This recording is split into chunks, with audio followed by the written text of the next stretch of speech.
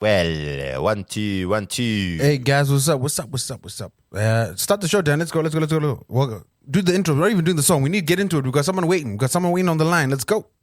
What? I mean, I was gonna say, how's the sound? All right, cool. All right. Plus, you need to remember, Philip. This is not our usual recording day. You know what I'm saying? My constitution has not aligned. But anyway.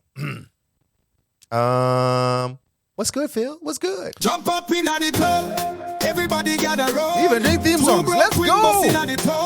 We haven't done this in a while. I miss it, man. With their podcast vibes, we not stop till the morning sun. Every episode got me laughing. Can't control my smile. I'm gonna cut this off though. I was just thinking that we haven't heard in a while. Spreading good vibes, keeping it real and entertaining. Keeping it so real. We on the rise. Two broke Twimbos. Yo! Everybody get guy and feel charged in control. We gonna keep moving to the podcast flow. Oh yeah.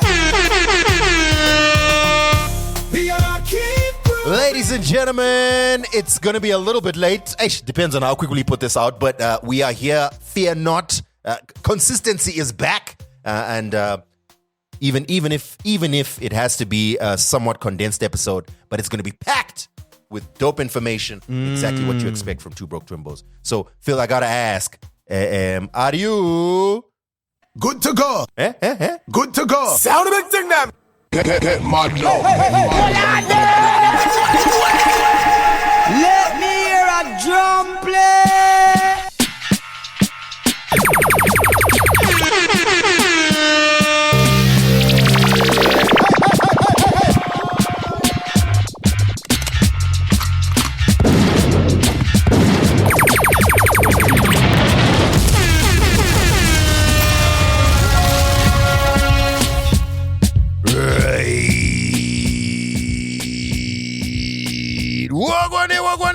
Wagwan there. Welcome to another episode of your favorite podcast. This is Two Broke Twimbos. My name is Danny That Guy, a.k.a. Danos the Mad Titan, a.k.a. Denford Wegumaraini, a.k.a. Denimbi, my life, your entertainment, a.k.a. I'm done with these streets. It has come to our attention that a social media post is circulating showing 3 people posing in a pothole on a road claimed to be part of the Bulawayo Victoria Falls Highway. A.k.a. Hakuna Mumwendi Danmu. That's right. The unmistakable, the irrefutable, the unquestionable, the undeniable. Phil Chowder, from the Floss, the Big Boss, baby. Pizza B. Sexington Lovu, Filthy Phil. No more that mask guy. DJ Mkarati, and of course, Shamari, Nitengero Drink. You know, that was a short-lived nickname. That was a short-lived one, you know. A statement that has... There's no statement that has been proved true more than the one that was made a while back that says, you know what, as a Zimbabwean, just be embarrassed in advance. The reason will be made clear later. So, you know, I made reference to this pothole picture. Phil, you know, we're not the only country in the world with potholes. You know? No, we're not. We are not the only country in Africa with potholes. Especially potholes that big. We're certainly not. Because that wasn't even our pothole. That wasn't even ours. It wasn't even ours. If you're wondering what I'm talking about, right? There was this post that went viral on I don't know where it was, Facebook or whatever. It was these 3 white people who they were taking a mocking picture of a pothole, acting like they were lounging in a pool or something, right? It's this huge pothole in the middle of the road. And then someone posted that this is a pothole on the Bulawayo Victoria Falls Highway, right?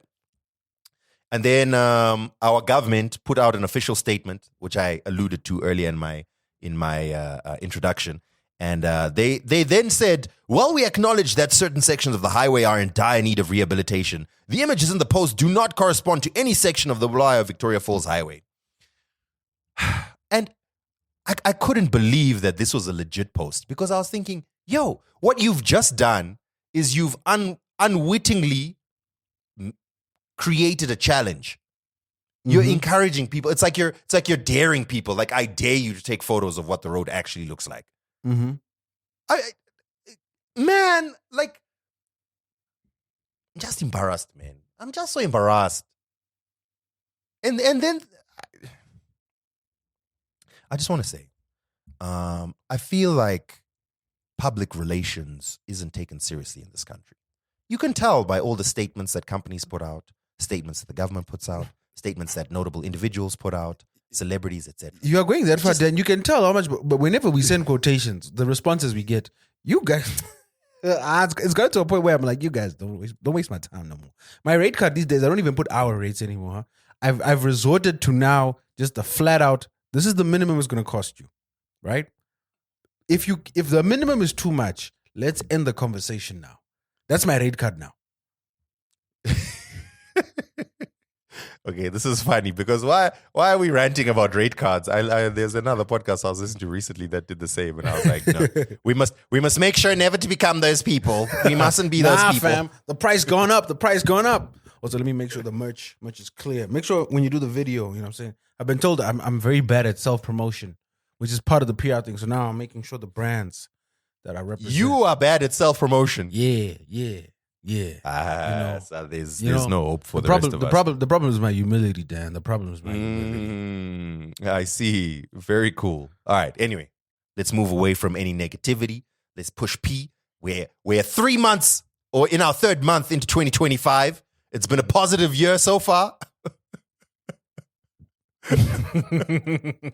And positive we want to in what way, continue. Dan? I'm positive about a few things. I'm not positive. We want to continue in that vein. So we're going to start off with some Africans doing big things, and I have a bunch of Zimbabweans. I wrote, because I saw that I kept forgetting to mention it, so I just wrote it in our show notes. I just wrote Marshall Munetsi. Marshall Munetsi becomes the first Zimbabwean to score a goal in the English Premier League since Benjani Mwaruwaru. In fact, there have been three Zimbabweans that have scored a goal in the English Premier League. Phil? 3. Oh, this is trivia. Yeah, I was going to ask, can you name the 3? Okay, Peter Ndlovu. Correct. Peter Ndlovu with 34 Premier League goals is the highest scoring Zimbabwean Premier League goal scorer. Let's go. Marshall Munetsi. Marshall Munetsi has his first goal, and he comes in at number 3. And of course, Bruce Grobler. I've already mentioned that one. I feel it's Benjani Mwaruwaru. Oh, snap. So those are the only 3 Zimbabweans to have scored in the English Premier League. So yeah, this happened, 2 weeks ago, week and a half ago, when Marshall Munetsi scored for Wolves. Trivia is fun. Actually, which reminds me, there's a trivia night where there's a lot of gifts on end. I actually won this nice little thermos last week. If you can see the brand, I told you, pretty big. This is a nice thermos, bro. It's got a rubber bottom. It's very nice cup, and it's got a non-return valve in the thing there, and it's got a filter. This is a very nice thermos. You know what I mean? So it's now part of the collection with my Stanley. Very nice. And my other Stanley. So this is my cold water Stanley. This is my coffee Stanley. And then this one is my fizzy drink. So as you can tell, while I'm in the office, got to stay hydrated. Phil has a problem. Phil has too many drinking utensils at his house. Mm-hmm. It's actually embarrassing that you have so many Stanley cups and that you lug it around everywhere with you like an Instagram model. And I need you to be more in touch with your rural Zimbabwean self. Dad, just a little bit. So just because I take my hydration seriously, I must be embarrassed. Never. I will not be shamed by you. How dare you? How dare you? Anyway, shout out to Marshall Munetsi. Let's move on with some Africans doing big things. Hey, huge shout out to Miss Red. There's an organization called ABCD Africa. Hey. They put out a list of the 100 most impactful voices in Africa. Wait, ABCD. What does that stand for something, or did they just want to recite the alphabet? I did not do that research specifically, Phil, but I'm going to guess it's like African Best Children Directive. So Children of Africa. I don't know what it stands for. A quick scan through the list of 100 most influential Africans does not show any Zimbabwean name until you get to, it doesn't look like it's any particular order, until you get to Samantha Musa, a.k.a. Miss Red, representing Zimbabwe, doing a thing. Congratulations to Miss Red for being named one of Africa's most influential people. Hey. Keep at it, Sam. Maybe one day you'll be as influential as me. Absolutely. Congratulations, Miss Red. And then, congratulations to... Sorry, my device is loading. Congratulations to artist... an artist who goes by the name of Mako. Tawanda Mako. He's only sixth form at Chinoi Technical High School. And he will be representing Zimbabwe in Greece at the Colors of Recovery art competition. Oh, I think he's the graphic designer. I don't know if he's a graphic designer, but he's an artist. I think he is because I checked out his work when I was looking for a designer. I think that might be him. That's Plot Mark's little brother, if I'm not Very mistaken. nice. Oh, snap. Okay, shout out to him. His story was in the Herald, and he's doing like, it looks like football themed art. So he's got like these like art pieces with Messi and Sadio Mane and whatever, and like he does little cool art things. And it's done well for him because now he's able to travel to Greece to represent Zimbabwe there. So Nice. we'll pay attention, see how well he does on the global stage representing our nation. And then finally, just a quick mention, and I'm only mentioning it because it was raised by one of our patrons as a potential Zimbabwean doing it big, and that is, there was a list of top destinations in the world that was put out by Time magazine, and they listed Zimbabwe's very own Mbano Manor Hotel as one of the top destinations in the world to visit in 2025. So Nice. Shout out to all those that was doing it big. Sorry, Dan. I actually wanted to bring this up when you're talking about being embarrassed. And I thought it's a quick topic, but it's a little topical. Yeah. So there was a post that was doing the rounds on the socials from the municipality of Marondera. Public notice for bicycle licenses. Dated the 11th of March 2025. To all bicycle owners today, the municipality of Marondera would like to inform all bicycle owners and cyclists that they are required to pay an annual bicycle license fee of $5 per year. Cyclists and bicycle owners are hereby reminded that it is an offense to cycle an unlicensed bicycle within the municipal jurisdiction of any local authority. Cyclists are encouraged to get the licenses, blah, blah, blah, blah, blah, blah, blah, blah, blah, blah, blah, blah, warning, blah, blah, blah, blah, blah. And the general sentiment and tenor on social media was embarrassment, shock. We are being taxed for everything. What is going on? Even in our group, it was like, oh my God, we are being taxed. This is now like a Kandora joke come true. And I was trying not to be that guy, but I also think it's a very good reflection of where we are as a society. As a child, granted, you and I are starting to get a little long in the tooth, as they say, Dan. You know, we've got a few gray hairs on our chin. When I was a child, one of the responsibilities I was given when I was bought a bike by my parents was, we'll buy you the bike. You've got to make sure it's licensed. And what that meant was I would have to walk from my house into town to the city council building and pay for my bicycle license. And you'd get this little metallic disc-like thing that you'd then you screw on to either the A-frame or just below the seat of your bike. And once in a while, if you were so unlucky, or you're riding in town in particular, or your bike was locked in town, the police would stop you and be like, yo, where's your bike license? If you didn't have one, you would be fined. And I feel like that's a standard thing, right? What I do know and what I assume happened is there was probably a couple of years as our country was going to the crapper where that rule and that law was not enforced. So there's a whole generation of people, even adults, who grew up not knowing that you had to pay for a bicycle license, never paid for a bicycle license, owned a bicycle and were never asked for the bicycle license, and are now seeing this and are like, wait a minute, bicycle license? These guys are going crazy. And it's weird how we've gone full circle. I just found that very interesting because people were upset. And I think like taxation on its own is upsetting, but it's not a new tax. It's always been there. You know what, Phil? I take it back. I think you can go around with your Stanley Cup, and you are perfectly justified to carry your Stanley Cup around because you used to pay your bicycle license. And shout out to you for being an upstanding member of society that paid for a bicycle license. Say Drake. As for the rest of us, Nah, I was not living with Also, Dan, you know my mother. Dad, you know my mother. You know my mother. Do you know? I remember this one time I was riding my bike without a helmet. My mom not knowing any restraint. She could have waited for me to get home, disciplined me at home, belt to ass at home. Nah. Ipapo, stop the car. Philip! Where's your license? No, where's your helmet? So you want to show off? Ah, yeah. Ah, the trauma. The trauma. Yo. Do you know how tough it is when you get beat in front of your friends and you've got to like act like it doesn't hurt and also like hold back the tears while you're getting shwapurat. I feel for you, Phil, but things don't happen in a vacuum. Let's just say that, you know, things were going well, service delivery was okay, at least medium, all right. And then there was an introduction of, oh, by the way, guys, you should remember there's a bicycle license. I promise you everyone will be like, oh, snap, I do remember that. The thing is, this announcement came fresh on the heels of, for example, this new act that says that you are not able to renew your car license unless you've paid for a ZBC license. All these various new taxes that were introduced for businesses.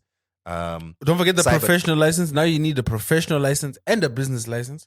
Yes, and there's the Cyber Data Protection Act, which says that if you hold more than 50 people's personal information, you need a license. By the way, that's another thing we need to sign up. We need to become DPOs. Dan, there's a lot of good money in becoming a DPO.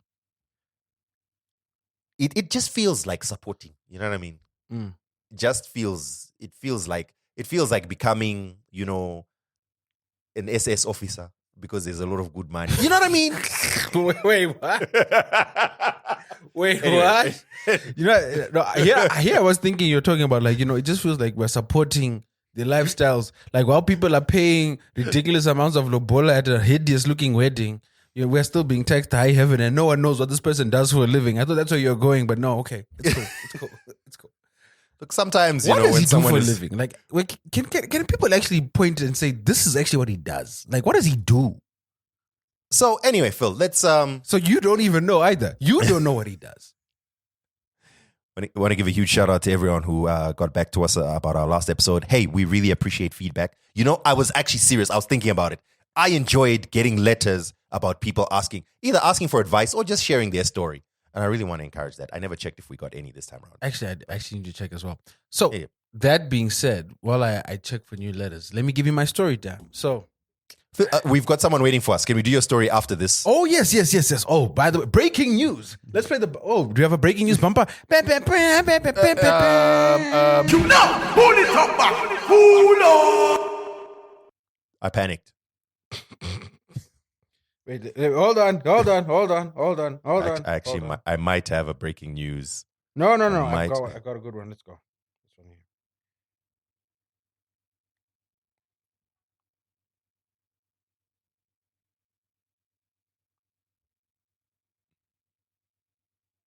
Of course, I forgot to connect the Bluetooth. Never mind. You know, let's get him on the phone. We'll add it in post.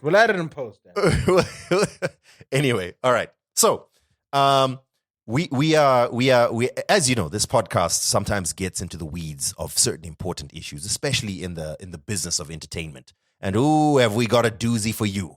Things have been happening, and we are about to let you in on what's happening.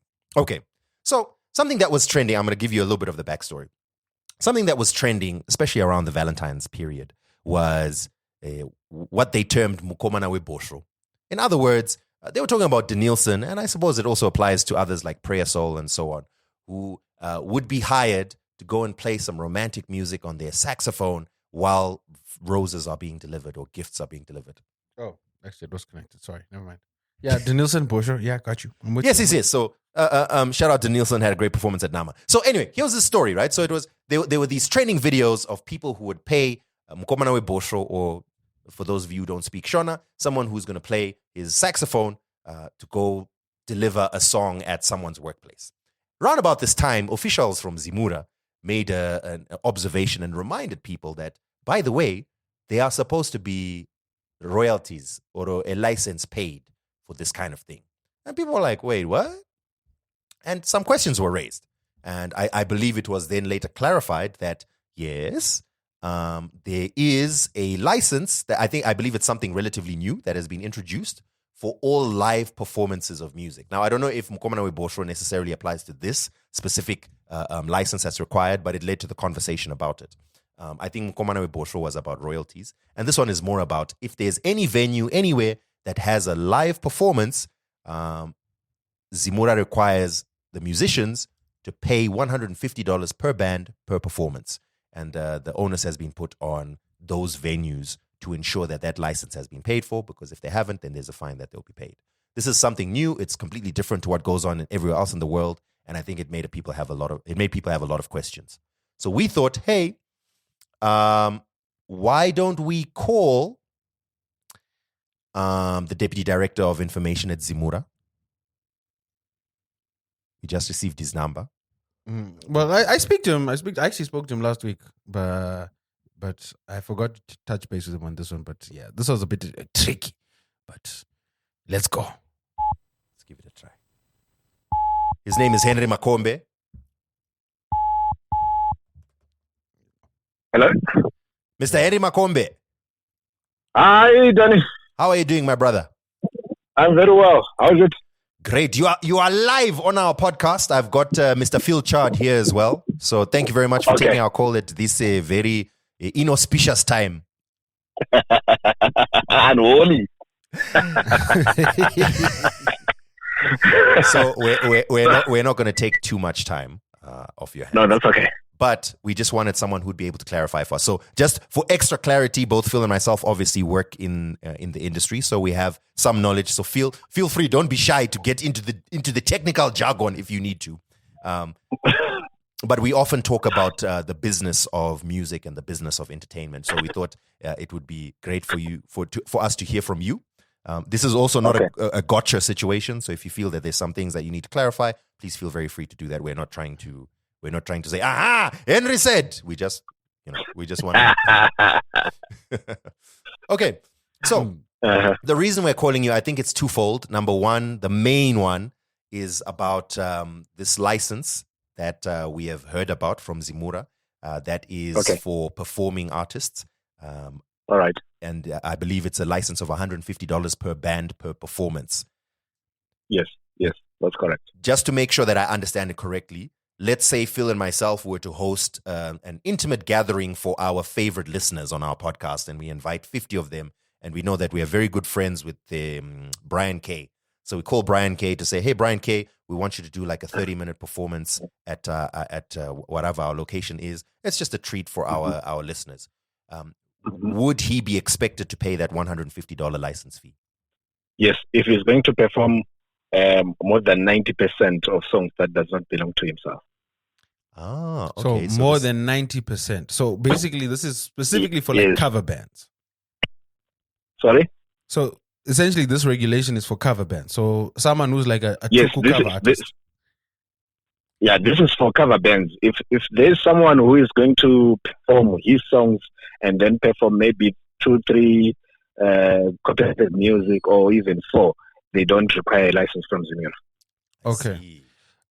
So in the event that I am a full cover artist, so let's say Brian K is doing a dedication to Tuku. So it's all Tuku songs. But Dan and I are not doing too well as promoters, and we only have... We're licensed with Zimura, we're licensed with the National Arts Council, we've paid the censorship board, everything's above. But we can only afford to pay Brian K $50. What happens there? You can only afford to pay Brian $50. Yeah. And a free, a free meal. To perform songs. His compositions or... No, he'll be performing a full cover. Songs? Full cover lineup. Full cover lineup. Then he has to get a Zimura license of $150. Okay, so because it's the price is not determined by the time that one is going to perform, but the price is like a bouquet. Like you get to perform any type of music that is copyrighted. Very interesting. So honestly, this is the first time. If you choose to perform one song, it's up to you. Just like what we do with bars and restaurants and any like a DJ, you can get a license of $200, and if you choose to play one song, it's up to you. But the license, it covers you to perform unlimited. So also just to clarify, this license, is this a license a one-time annual payment, or is it a license? Do you have to attain this license for every performance? It's per performance. Okay. Okay. So Yes. this is very good, because this is the first time that I've actually heard. Maybe I haven't looked far enough, but I've heard that it's actually for those who are performing covers where their performance is more than 90% covers. Clarification: is the license required to be paid, or is the payment required from the artist, or it's required from the venue or promoter? It's required from the artist. Okay. It's required from the artist because the Copyright Act says that anyone who wants to perform, not anyone who wants to hire. Okay. So just like if you are employed by ZFM as a driver, Yeah. and you don't have a driver's license, does a policeman arrest the company that employed you, or because you don't have a license? I'm good at talking myself out of situations. Saka.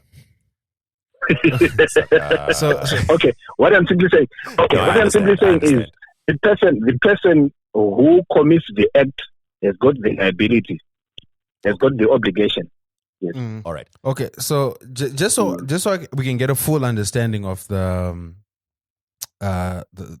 pipeline. I'm trying to figure out the right word, but the ecosystem. I think that's probably the best word here. Is so we have a performance venue. A performance venue pays Yes. for blanket licenses to Zimura already. We then have general performers who have to who are registered with the National Arts Council and also with Zimura and become members with Zimura, submit their sheet music or already in the hopes of getting remuneration. And then we also have the artist who could be the same artist who already is a member of Zimura, who has already paid their dues to Zimura as a member of Zimura, but then they have additionally have to pay for this license. Before I do my follow-up question, have I understood that landscape correctly so far?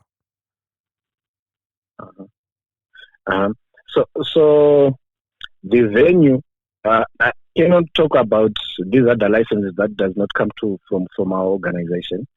But what I can talk about is the blanket license. When we say a blanket license that we give the venue is to cover background music, and the blanket part is that you are going to perform Oliver Mdudu's songs. You are going to perform anyone's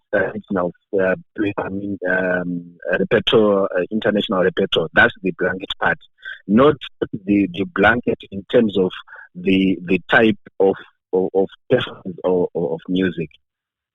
So if it's a live performance given by a band that is going to perform cover versions is supposed to have its license, and this happens in every country world over. They what may differ are the specifications maybe are being affected by a certain acts, jurisdiction or territory, and other economic factors that may come in. But the principle is that the band or the person actually doing the performance is supposed to have a license. So just to clarify, you said that in other countries this is also the norm. So from my understanding, please correct me if I've misunderstood this.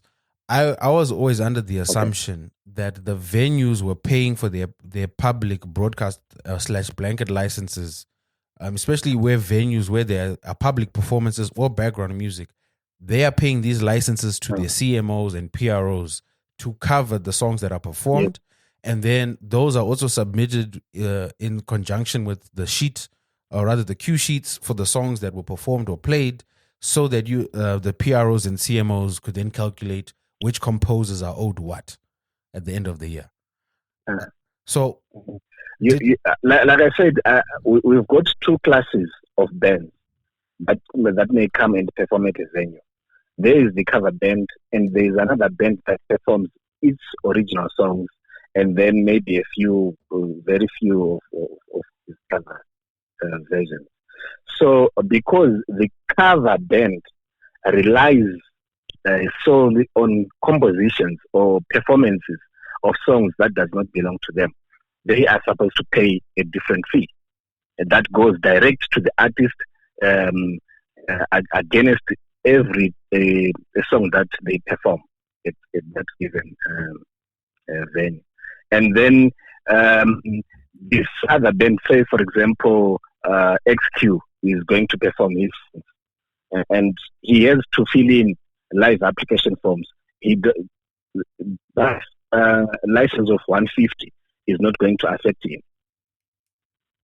Okay, so wouldn't Henry, wouldn't then a very easy, and I hate to bring this up to the deputy director of Zimura because now he'll close the loophole, but wouldn't a very easy loophole be if I am a band, say I'm a cover band, and I'm going to perform 1 hour of cover music, let's say that's 12 songs.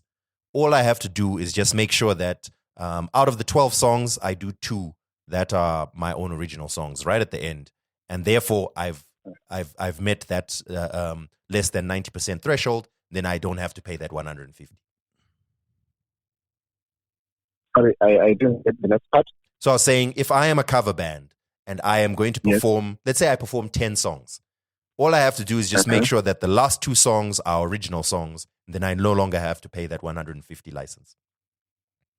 The last 2 songs are original songs, are your original songs. Correct. But you have performed 8 songs that are copyrighted, that are cover versions. Yeah, so I've played 80% covers and 20% original. I've beat the trap. I'm safe. You're not safe. You are not safe because you have performed more songs that does not belong to you. But you said 90%, yeah. Yeah, but oh no. I've exposed. Two out of eight. I've exposed the loophole, and now you guys are going to close it. But what you are simply saying is, we know that there are bands that survive more on cover songs, right? And these ones, they need to have a license.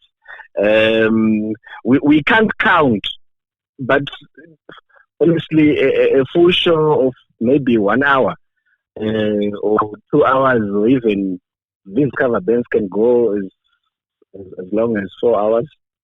And they can perform close to between 50 and 60 songs throughout the show. Yeah.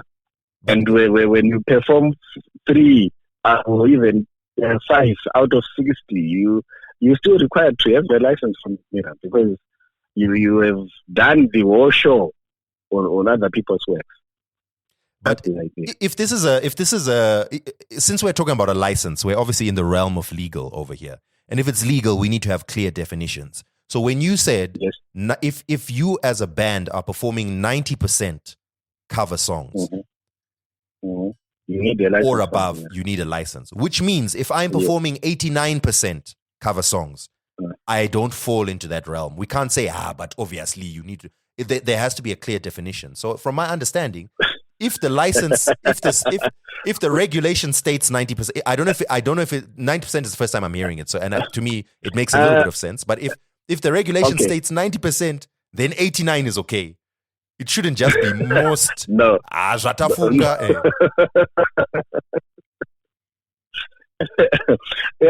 What we are talking about is we are looking at a potential prejudice to the right holder. Yes. Honestly, you know very well that when you perform 89 songs, even if you perform 50%, 50% of the song is 50%, that means you have done half of the show with other people's content.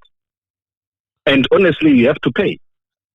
It's not about the percentage, but you know very well that what you've consumed or you've used more than your own compositions.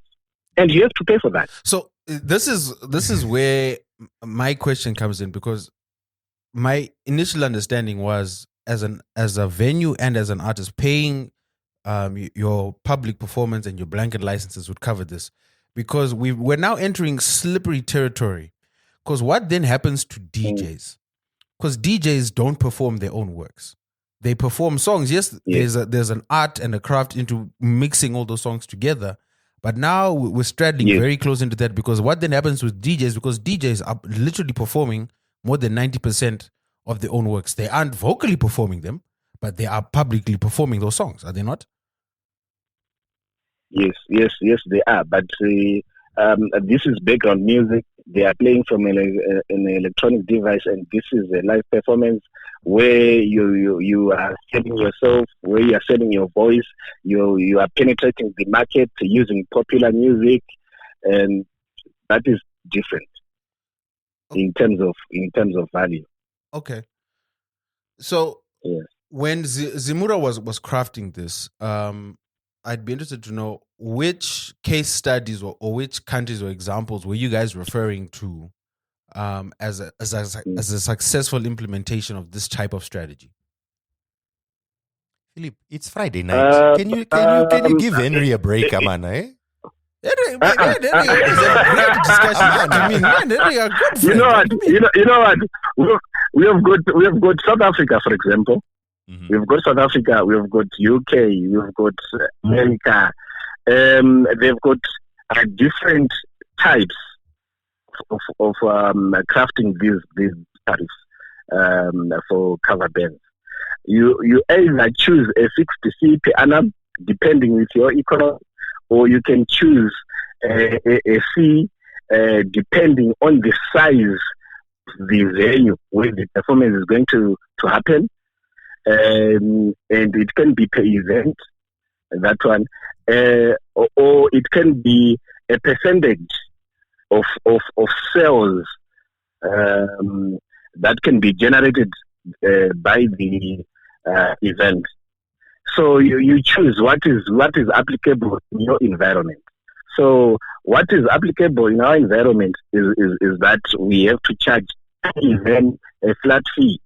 It's very easy to enforce than to charge using the size of the venue, because we are not charging the size per se, but you should be charging the number of people who are coming to the venue and who are going to invest at that business at the end of the day. So this 150, when we did our research, we realized that the very little ones that are being paid 200, they range from 200 actually to beyond 1,000 per event, depending on the nature of the event.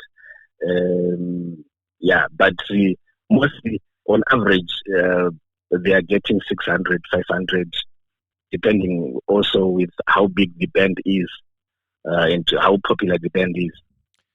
So that is fair.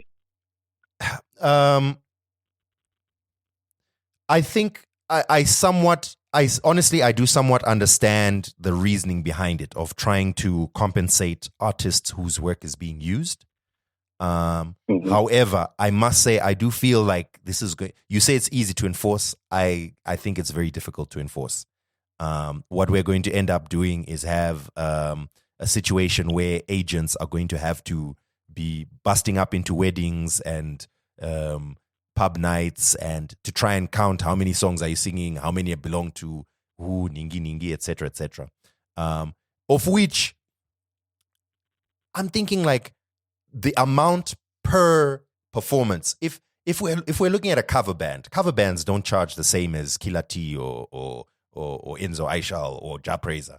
a cover band is likely charging sub $1,000 for any performance, especially if it's a regular performance. So I imagine certain cover bands that will perform at, a popular outdoor restaurants, for example, who are playing on a Sunday afternoon, and the cover band is playing some of your favorite Tuku classics while you're eating your sadza. And that band, I imagine, if they're doing 3 or 4 performances per week, the negotiation strategy for how much they're going to pay is going to be very much thrown upside down with the introduction of this. Confirm this is a relatively new introduction, by the way, this license? It's not new. It's not new. We used to have it all along, but it was an annual license. I see. It was an annual license, and it was $50 per annum. So we realized that we were doing a disservice to the right holders, and just like any other business, when you realize that you're not making money from this line of business or from a certain product, you can review the prices and see which one is a fair price for you to be able to earn something meaningful. So that's what we did. We moved it from an annual fee to per event, taking into consideration the inflation issue, and also the enforcement part of it was difficult. So we thought per event is good for us.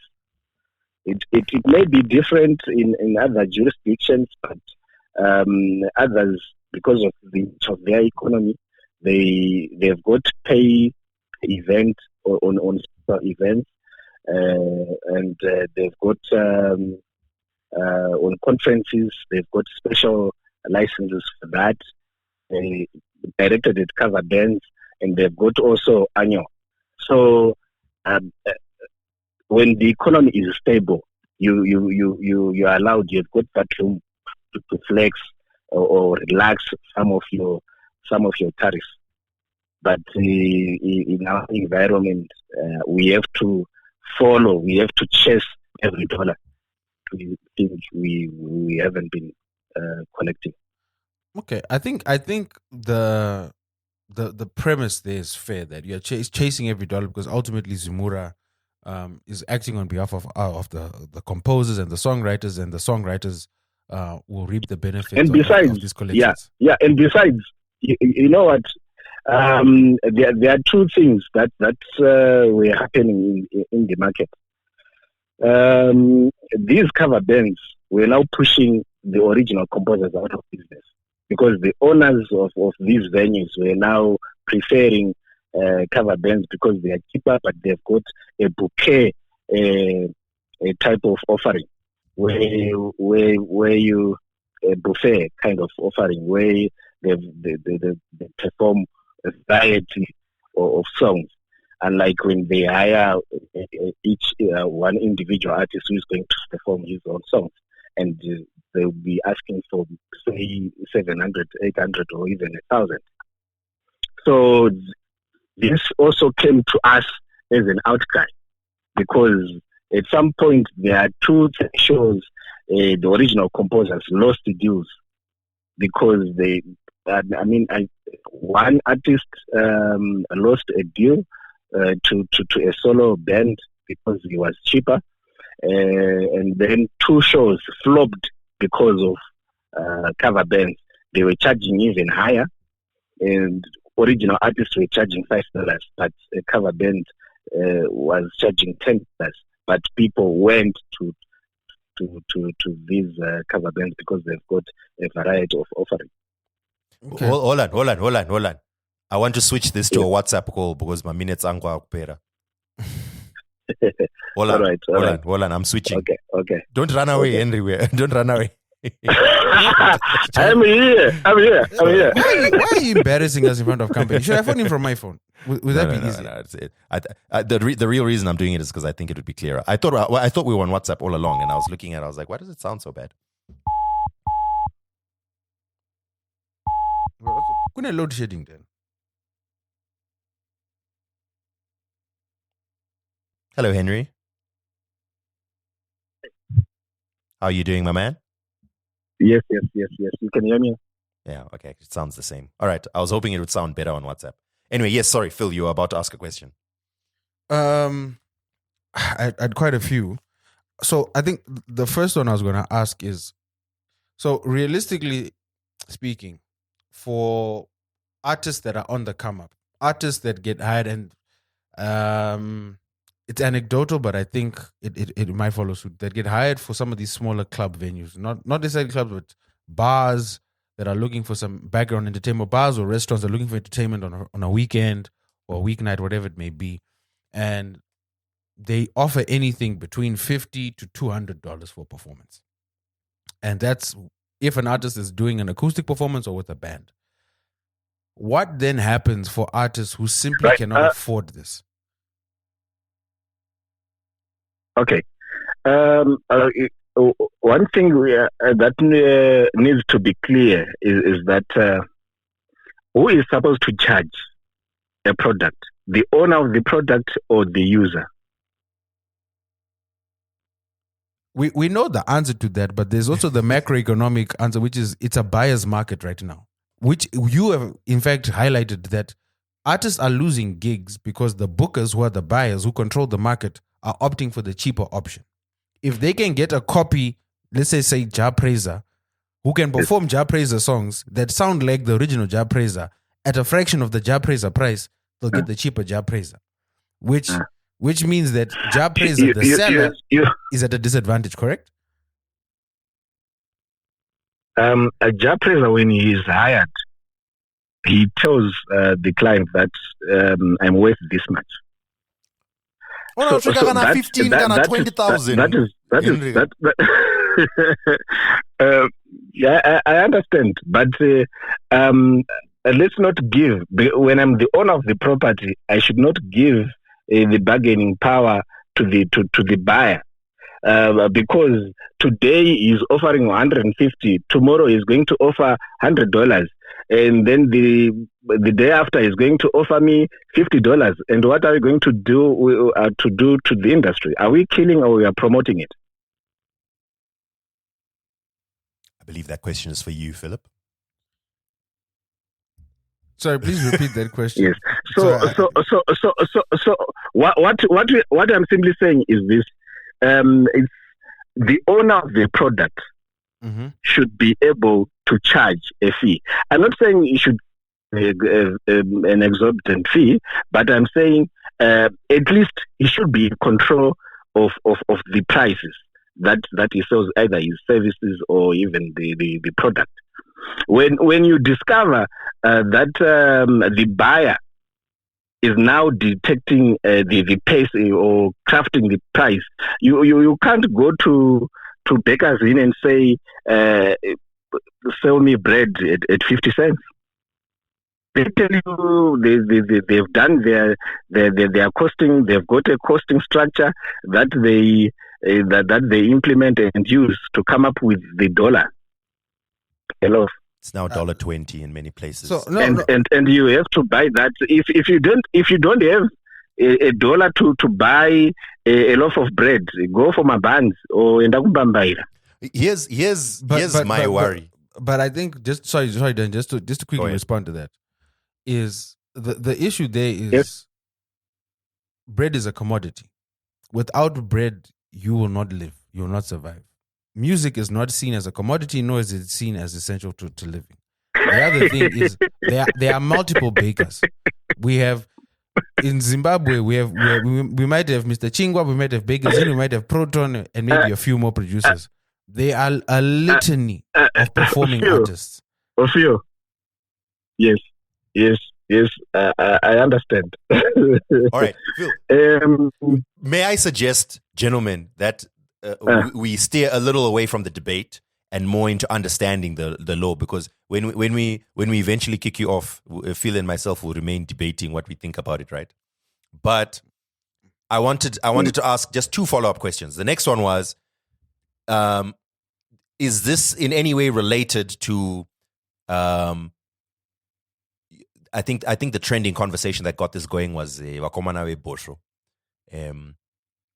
Yes. I don't know if you can necessarily call that a full-on live performance in a venue, if someone is playing their saxophone as they arrive at someone's place of work, would that person be expected to pay that license as well? That's a new, but I think it's there. Sure if it's fixed or it's pay event, but I will check. Okay. I will check, but I think it's there on our tariff, and they are supposed to be licensed. Are you also aware that your nemesis, the Zimbabwean Musicians Union, have come out against this position of yours and strongly? I'm very much aware. You know what? Zimbabwe music rights are as in publishers of music. So when the president of ZIMU talks about musicians in Zimbabwe, arikutaura nezvani? Because kana for example toti ndini an original composer, I'm a member of Zimbabwe Music Rights Association, and I because I'm a musician, because I compose, I perform my songs, I've got an inclination towards registering with ZIMU, so that they also take care of my interest and my welfare as a musician. So when the ZIMU then fights ZIMURA, when ZIMURA is trying to protect the interest of original composers, I see ZIMU as if they're in foot, or they're not guided well in terms of understanding how collective management operates. Okay. I think also, I think in the interest of keeping the discussion not too confrontational. ZIMU does not protect the interests of cover bands only. And cover bands are very few if you compare it to original composers of songs. So what does it stand for? Okay. I think so. My question or the follow-up to that would be, in terms of ZIMURA and your mandate, do you feel your mandate is leaning more towards protecting the rights of composers or protecting the rights of performing artists, or is that an equal share, 50-50? We don't feel. We know who we represent. We represent music composers. A composer can be a performer, but in some instances, performers are not composers. They've got are not composers, and they've got their rights provided for in the Copyright Act. And there's no society or an organization that represents their rights at the moment in Zimbabwe. Opportunity. But Zimbabwe Music Rights Association is purely for music composers. ZIPAO, Zimbabwe Producers. Performance Artists Union. ZIPAO, founded by Danny and Phil to fight Henry and his oppressive licenses. No, it's not oppressive. It's not oppressive. Because if you do the calculations, you know what, Phil. We are not in the business. We are not in the entertainment business as an organization. We are in the business of collection and distribution of royalties. We are not in the business of making people comply. Because if you are in the business of making people comply, they can pay even $10 and still they comply with the copyright law. But we are looking at the end of the value chain. Kana muchine maridza tangawe kwasando chii chichazopinda momwe make royalty iyoyo imari here yekuti anokwanisa kunotenga moto, imari here yekuti anokwanisa kutenga kana kusurvive out of it, because God gave him that gift and he's supposed to survive and live out of it. Others are soccer players. They make a living out of it. Aiwa, ini problem yangu pakuti how do you determine that this is a cover band or it is an original band? I now realize that when you said 90%, you were speaking more in terms of just describing that most of what they do. But does the regulation specify? Do we say over 50%? Under 50%? How do you move from cover band to original band? Okay. The Act does not give numbers. Mm-hmm. Yes, but it talks about the permission from the owner. Mm-hmm. This is when we say you've got an allowance to perform 5 or even 6 tracks or even 10 tracks when you perform maybe for 6 hours. It's not stipulated in the Copyright Act. But if you really want to do exactly what is stated in the Act, it means you have to pay. You have to get permission for each track that does not belong to you, that one is going to perform. Mm. But because we want to stimulate creativity in the industry, you can allow. But there are some. There are other industry norms that are not rules, that are not laws, best practices.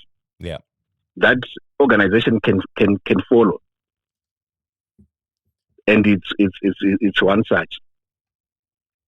Okay, this is very interesting, and I think it will be the subject of much debate. And I also think it's one of those things that as we see the implementation of this license, we will see the wisdom or lack thereof of our deputy director and his team. I think we understand the need for, because if someone is able to make money based off someone else's work, then that person should be able to earn. I just question the implementation of this licensing, and I hear you have done well in defending it, but Tichinema questions, and I think we'll leave it to the audience to also. Let's see, because some of these things we don't need to debate and talk about it on WhatsApp. We need to see it happening on the ground. All right. We need to see it happening on the ground. No, definitely. So don't tell, but show. But zvikaramba muchaita sei? Yeah. Zvikaramba chii chinoramba. All right. No. Chii chinoramba. Okay. I've got my property, my house, and then iwe uda kugara pamba pangu ne $50. Inini ndiri kuti no, you can pay $200. Saka zvakuomera kaiwe watadza kuningirikena, it's okay. You can go and ondotsvaga kwe $50. Henrika, the difference is is property and you are representing the other artists, right? You're an association for the rights of said artists. So if it can be very possible. This is what you need to understand. Kuti tinenge tichirevei kana munhu achinge auya kuzoregister kuZimbabwe Music Rights Association anenge achiita sei? Anenge achiti, I am trusting you to come up with policies that will allow me to collect money based on my work. It's beyond that. It's beyond that. Hakungotaura chete. Anosaina inonzi deed of assignment. That deed of assignment ari kusida his exclusive rights to us to manage on his or her behalf. So when I come to ZFM, I'm coming as Oliver Mtukudzi. I'm coming as Charles Charamba, not an association representing. So, because I've got that mandate. And I've got a right to sue you. Charamba atori kumba kwake. I agree. But Charamba can choose to fire his lawyer if he doesn't like the way that he's lawyering. Anyway. Anyway, that's what I mean by saying Zvikaramba. Look, okay, I don't look at the negative side of things, but I do. Yes, as Rambi Tomboti, all right. In any case, Tomboti is Zaramba. It's not a crime to look at. This is why even in war, pane strategy no itwa, and then you retreat, you attack again. Kubora kubhora inini I am a Man U supporter. Coach wangu amoripo ane formula yake akaona kuti haisi kushanda anogona kungoichinja totowina nezuro takatowina. For once chiendai kufriday Henry. Phil Assad, I can see Phil is about to speak again. Aiwa, please go. No. Thank you very much for clearing this up and letting us know what the official position is. I think there will be people that have questions, including ourselves and maybe other people, and there will be people that say, so like you're saying, so the proof of the pudding is in the eating. No. Yes. All right. Bye-bye. Thank you for taking our call, my brother. All right, brother. I'll send you a link to this so you can also review it. Okay, thank you. But don't skip after the call. That part doesn't exist. Yes, the interview ends here. Yes. Section yacho ya tukusara nayo, you can skip that part. Bye-bye. Bye. And there you have it, ladies and gentlemen. That was Henry Makome. That's believed the Deputy Director of Communication from Zimura. Someone I bump into at many a conference and a gathering. Yes. And actually, we had initially called the director, and the director said, this is actually quite a technical issue. The person you need to speak to is the one who actually deals with it on the ground. Phone Henry. So we're like, all right, we phoned him. What was technical in that conversation? I think there does need to be a little bit of an understanding of the mechanics of royalties and publishing and songwriting and so on. That it's far easier for the person dealing with it on the ground to elucidate. So here's a fun bit. So remember, may I just take a moment, because I think artists, artist managers, producers, composers, etc. right now will really have plugged into that conversation. But our fellow people who only know only know music through Spotify might be wondering a little bit. I just want to say that I think this is a pretty big deal in Zim, because it will affect Zimbabwean musicians for good or bad, and I guess that's what we're about to debate now. It's not a debate. Yeah. So while he was mentioning this, I did ask him what case studies they were referring to or they used to develop this fee, and he mentioned South Africa. I managed to message while we were on this call one of the leading music copyright lawyers in South Africa, who has crafted many a bill in South Africa. And this is their response verbatim. Rubbish. I'm reading verbatim. They're conflating two different things. No band pays for simply performance of a cover. That is taken care of via the venue-promoters licenses, which is what I said. Where bands would pay a fee for covers is via the mechanical licensing process. So for every record they print, which includes covers of songs they didn't write themselves, and even then, it's nowhere close to $150. It's simply a percentage of what the sale price would be, which is where I was actually going to go, because there is a service online, Dan, called Sound Exchange. I don't know if you're familiar with it. Sound Exchange allows you to do blanket licensing of covers. So if I wanted to do a Dolly Parton cover album, I don't necessarily have to contact Dolly Parton's people to get rights to her songs. If she's a member of Sound Exchange, I'll simply go to their portal, tell them the songs that I want to cover. They will tell me the fee. I will pay that fee, and I will have the license to perform covers with that song. Not only perform those covers, but sell CDs of those covers. And will there still be a percentage applied to the CD sales or to streaming? Because the original composers still need to be paid. Original composers get paid via two licenses: the compositional right and also the mechanical right, which is also covered in the blanket performance licenses that venues pay. Which is why I was trying to go with the conversation, because I'm like, wait a minute. The venues already pay blanket licenses. What should happen is every month a venue should submit a sheet and say, on Friday, Dan came and performed.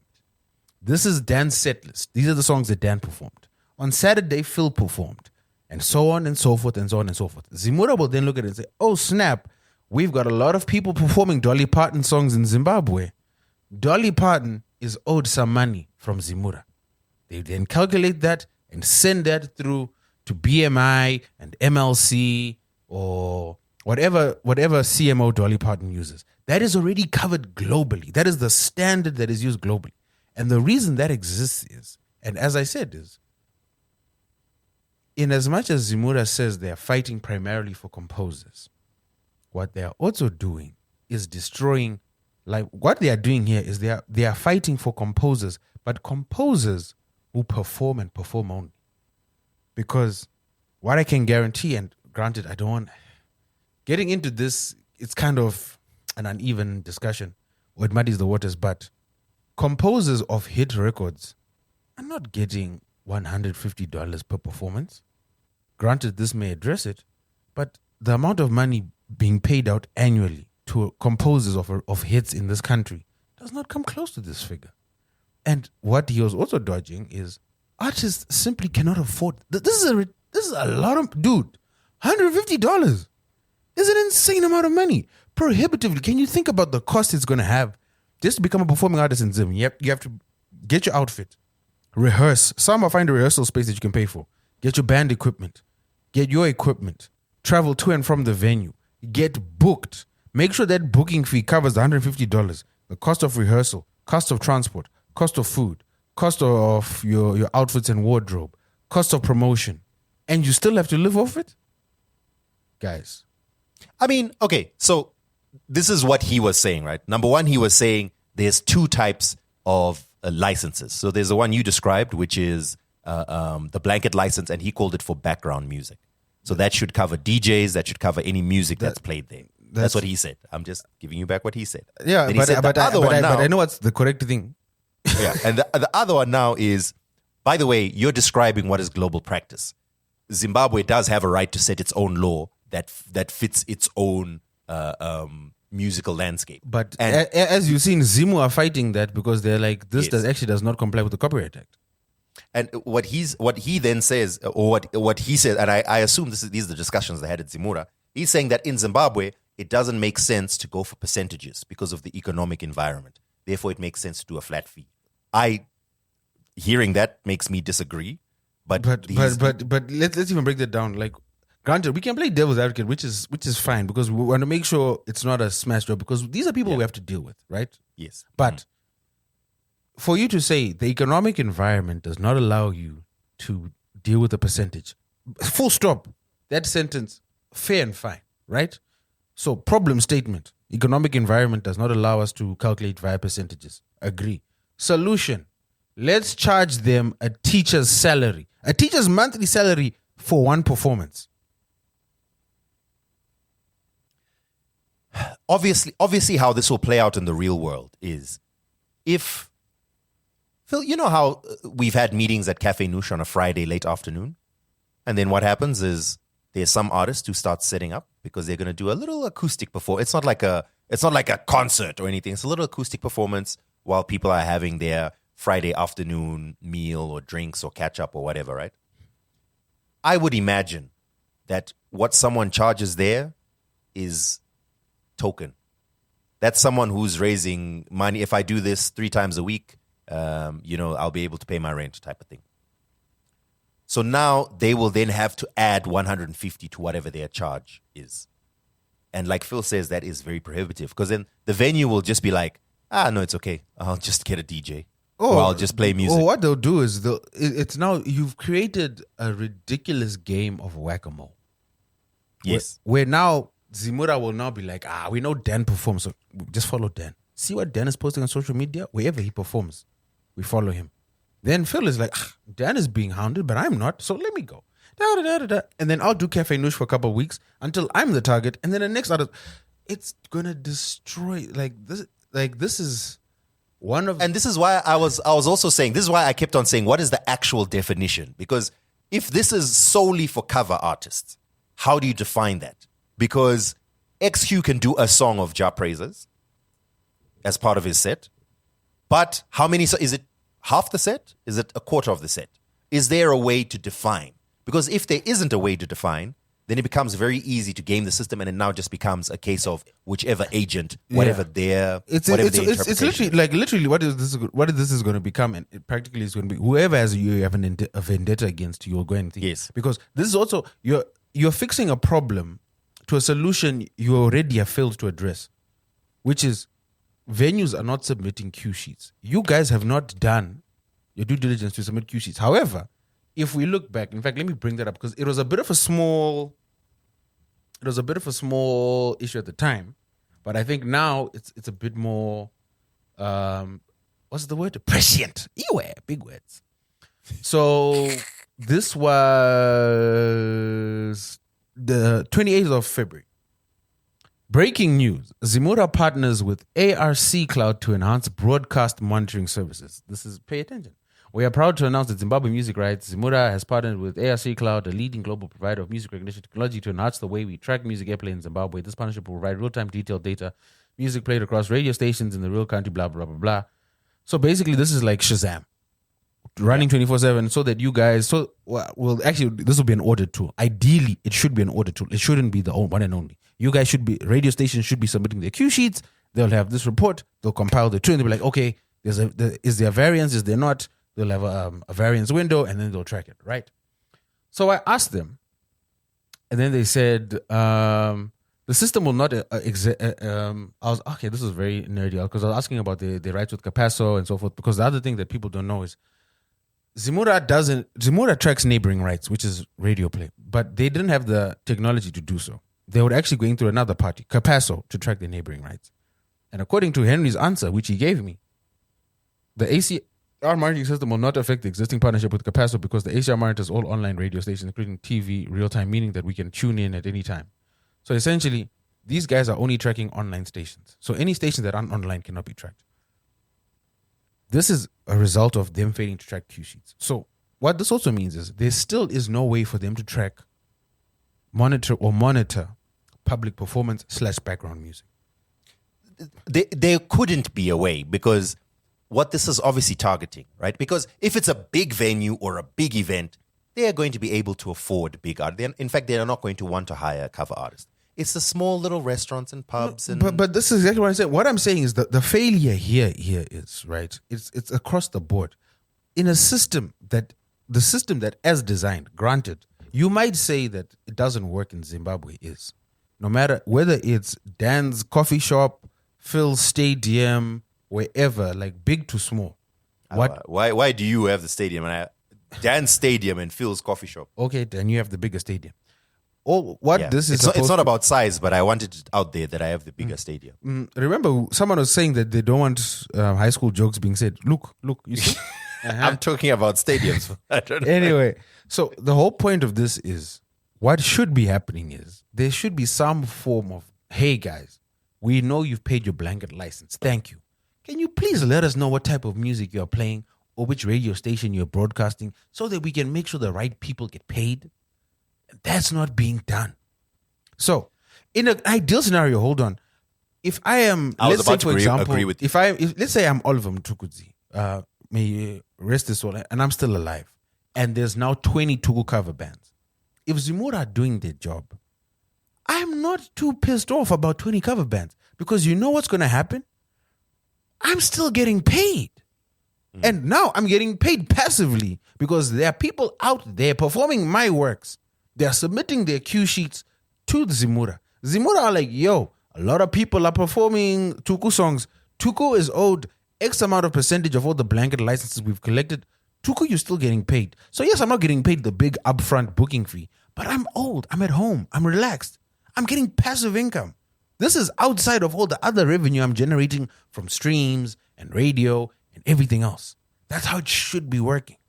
Cover bands in every other country, you rarely see a big fight between cover bands and the main bands, because you know what cover bands do? They make the actual bands more popular. It's like fan fiction.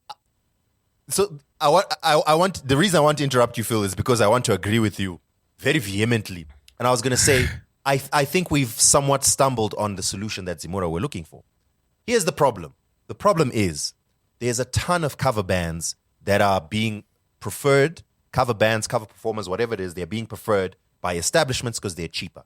This means that the people who actually made the songs are not earning money. Our system that already existed before, which is a venue pays $50 per year to get a blanket license for all music in there, was not working. So we introduced a new system of $150 per performance. What would simply make sense is, if $50 per year is too low, okay, review that fee.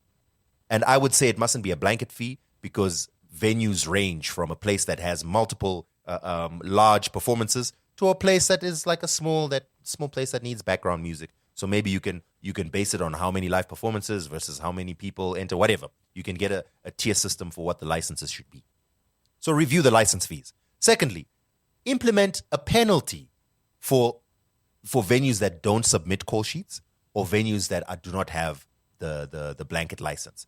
That allows you to make sure that those venues that have cover bands must send in their call sheets, because it's it's a bit annoying to send in whatever the cue sheet is, but it's what's more annoying is getting the penalty as opposed to the license. And the penalty could be $150 per performance per band, so that you incentivize people to send in the cue sheets, and then the big bands, the job praisers who have 50 job praiser cover bands, job praiser still able to collect his end of the year. I've collected I've collected myself a nice bag from all the cover bands that are performing at all the venues throughout the year. I would not have been able to perform them anyway. I would not have gone there. I would never have been called there. But I'm able to earn a little bit of money, and that helps them because that cover band probably eventually they want to get well known enough or enough people following them that when they release their own original songs, people are interested. It's not the route that every musician takes, of course, but many do that. You start off as a cover band, you start gaining a following, then you start releasing your original music, and then now you're making original music. So anyway, I don't want us to spend too much time on this because it's a very nerdy topic, and I don't want to lose all our listeners, but I think those who it applies to, this is a very interesting discussion, and I hope it's raised some interest. In fact, you can't complain because why didn't you go to the Zimura meetings and state your position? Yeah. I think this is also why I advocate for artists, even if they have issues with Zimura, join Zimura. If you are not part of Zimura, you can't advocate for yourself. Yeah. And I think to a certain degree, Henry also acquiesced because he was saying, like, this is a strategy. Like in war, sometimes you attack, sometimes you retreat. I think if enough noise is made, enough pushback is made, enough cogent arguments are made against this, people can fight back, because this is going to kill.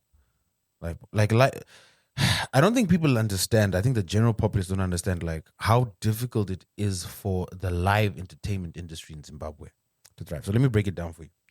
National Arts Council, you're looking at 1.8 for your promoter's license annual already.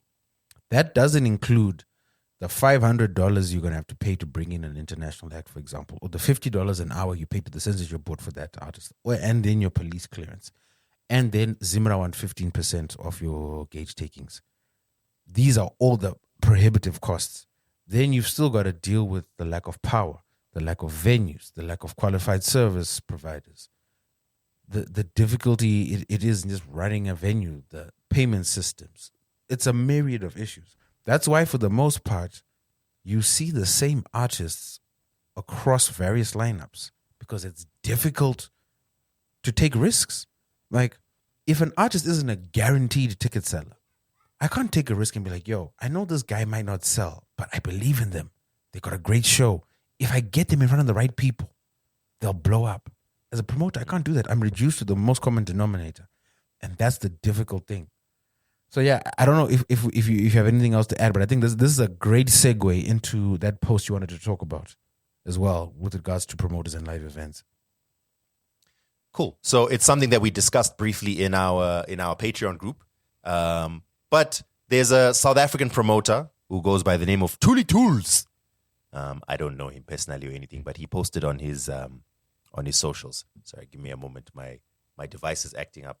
Phil, I told you our patrons here need to increase our monies coming in so I can upgrade my devices, because this is getting ridiculous. Anyway,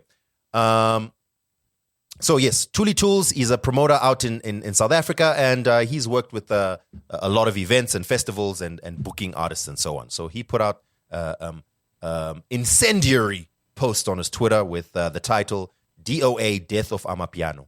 I'm going to read some choice sections of it because it's pretty long. He says, after almost 12 years in the events industry, I've dealt with all kinds of artists, from global superstars to rising local talent. I've learned to expect last-minute challenges, but one thing I can't wrap my head around is the sheer lack of professionalism from so many Amapiano acts. And then he references a holiday club where he said he was working the past weekend before he posted this. And he says, one artist tried to move their set time just 2 hours before they were scheduled to perform. Can I play tomorrow instead? Absolutely not. Another artist arrived a full 30 minutes into their set, leaving me and my team scrambling.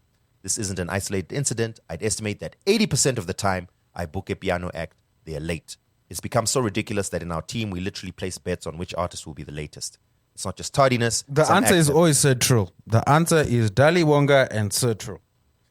Some acts have missed entire shows. Two separate artists from the same agency simply never showed up for their schedule. The answer is always Dali Wonga and Sir Trill. His estimation is the root of the problem is overbooking and mismanagement. Piano artists are taking too many gigs per day, which obviously means that they're going to miss so many. And you know what, honestly, I remember thinking, because you know what, they post what they'll say, this is the plan for the weekend. And then they'll have like 3 gigs on a Friday and then 4 gigs on a Saturday. And it's like, yo, it's not possible.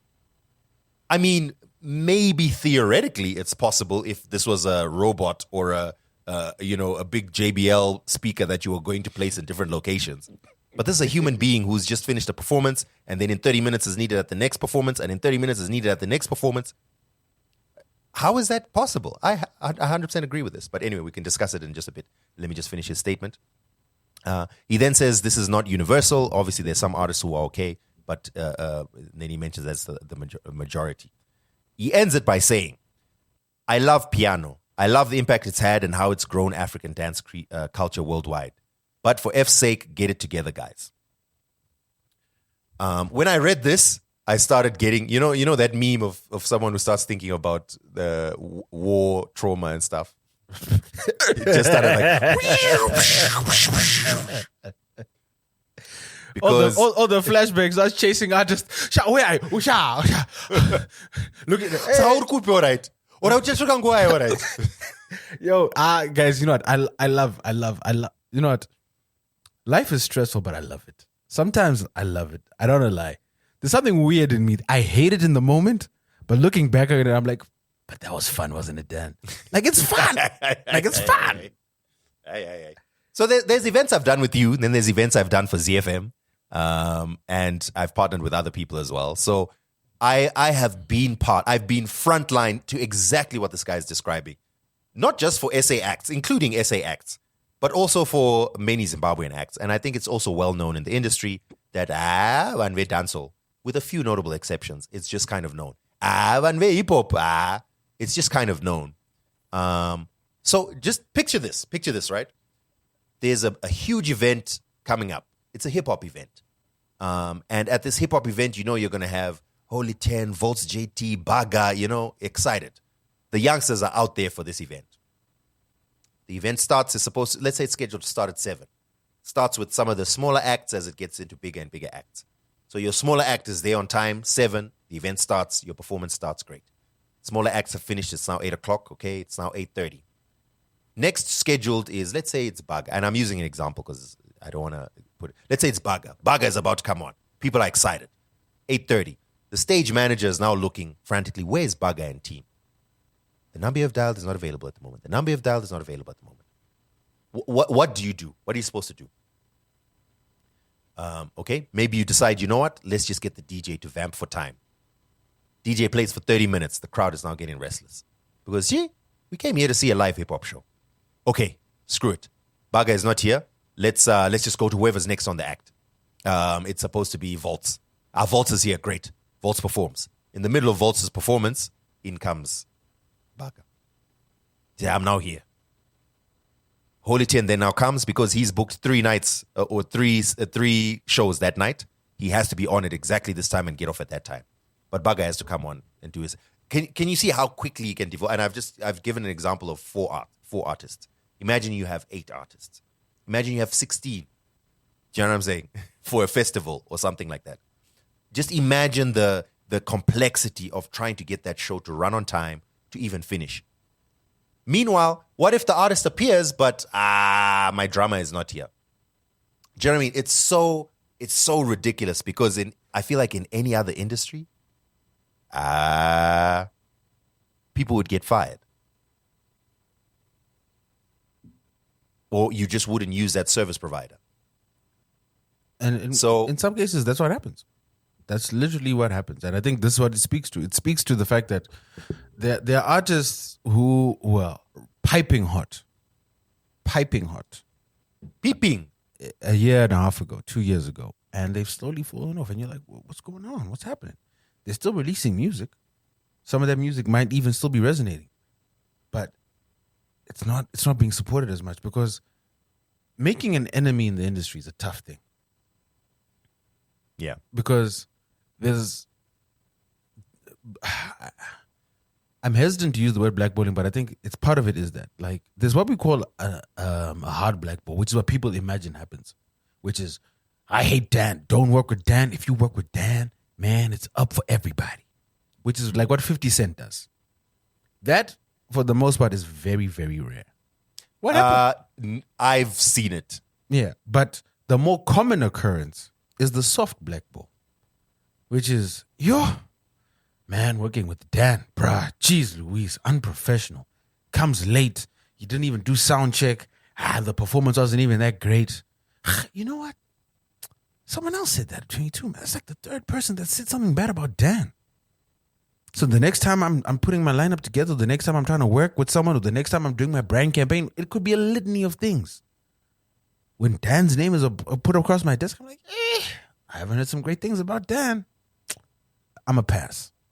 Ultimately, people want to work with people that are easy to work with. Hard work beats talent. Being easy to work with and being professional outweighs talent in the long run. There is a litany of shoulda, woulda, couldas as artists. I've been in this industry for a while. The first artist I ever worked with, I'm not even going to mention their name. Those of you that know it, is one of the biggest shoulda, woulda, couldas I can ever imagine. Like, to me, I still struggle to find an artist as talented as that person. But they just couldn't put it together. And if you fail to manage yourself, if you fail to perform professionally, whether it's an Amapiano act, Zimbabwean act, whatever it may be, it's difficult, man. It's really difficult. And it makes it hard for the consumers. It makes it hard for fans. And then to bring it back to the death of Amapiano, while Dan was bringing this up, I'd seen some tweets about like Amapiano isn't even charting anymore in South Africa. So I've got the radio monitor charts for South Africa for this past week. So number one is Tyler Sean-Paul. Technically pop, but quasi Amapiano. So, but also that's not, Tyler's no more really a local act, and then unique. Number two, Oscar Mbo and Jazzworks. That is three-step. Cairo and Amifaku, that's Afrotech. Naledi, that is Afropop. Casper and Your Vests. Akushobani is not really Janos. It's, what genre would you put that in? Interesting to South African. Big Zulu, nope. Jala Tuxin, nope. Caterpillar and Soul Pendula, that's Ikom.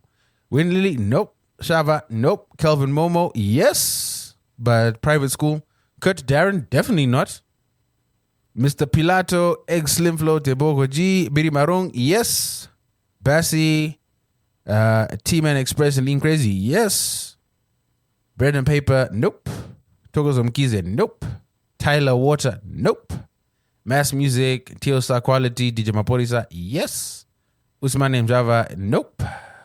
La Nikulu, nope. So that's 4, if I'm counting correctly. 4 Janos in the top 20.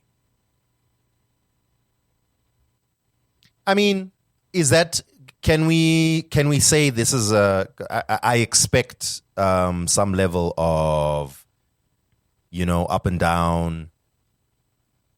Can we say this is a long-term trend, or is it we're just in the section of time where there happens to be more other genres than Amapiano at the moment? There was commentary from people who seem to monitor this for a living, who keep a closer eye on this, because obviously I keep an eye on what's going on in South Africa. I don't keep a keen eye because it's not my primary market, but they were also of that same thing. So I will I will defer to them. I'm actually just trying to scroll back. Weirdly enough, I can't access the media tab on the RISA page for the Radio Monitor. But let's just see if I can find a Radio Monitor post from last year. While I do that, Dan, what are your thoughts?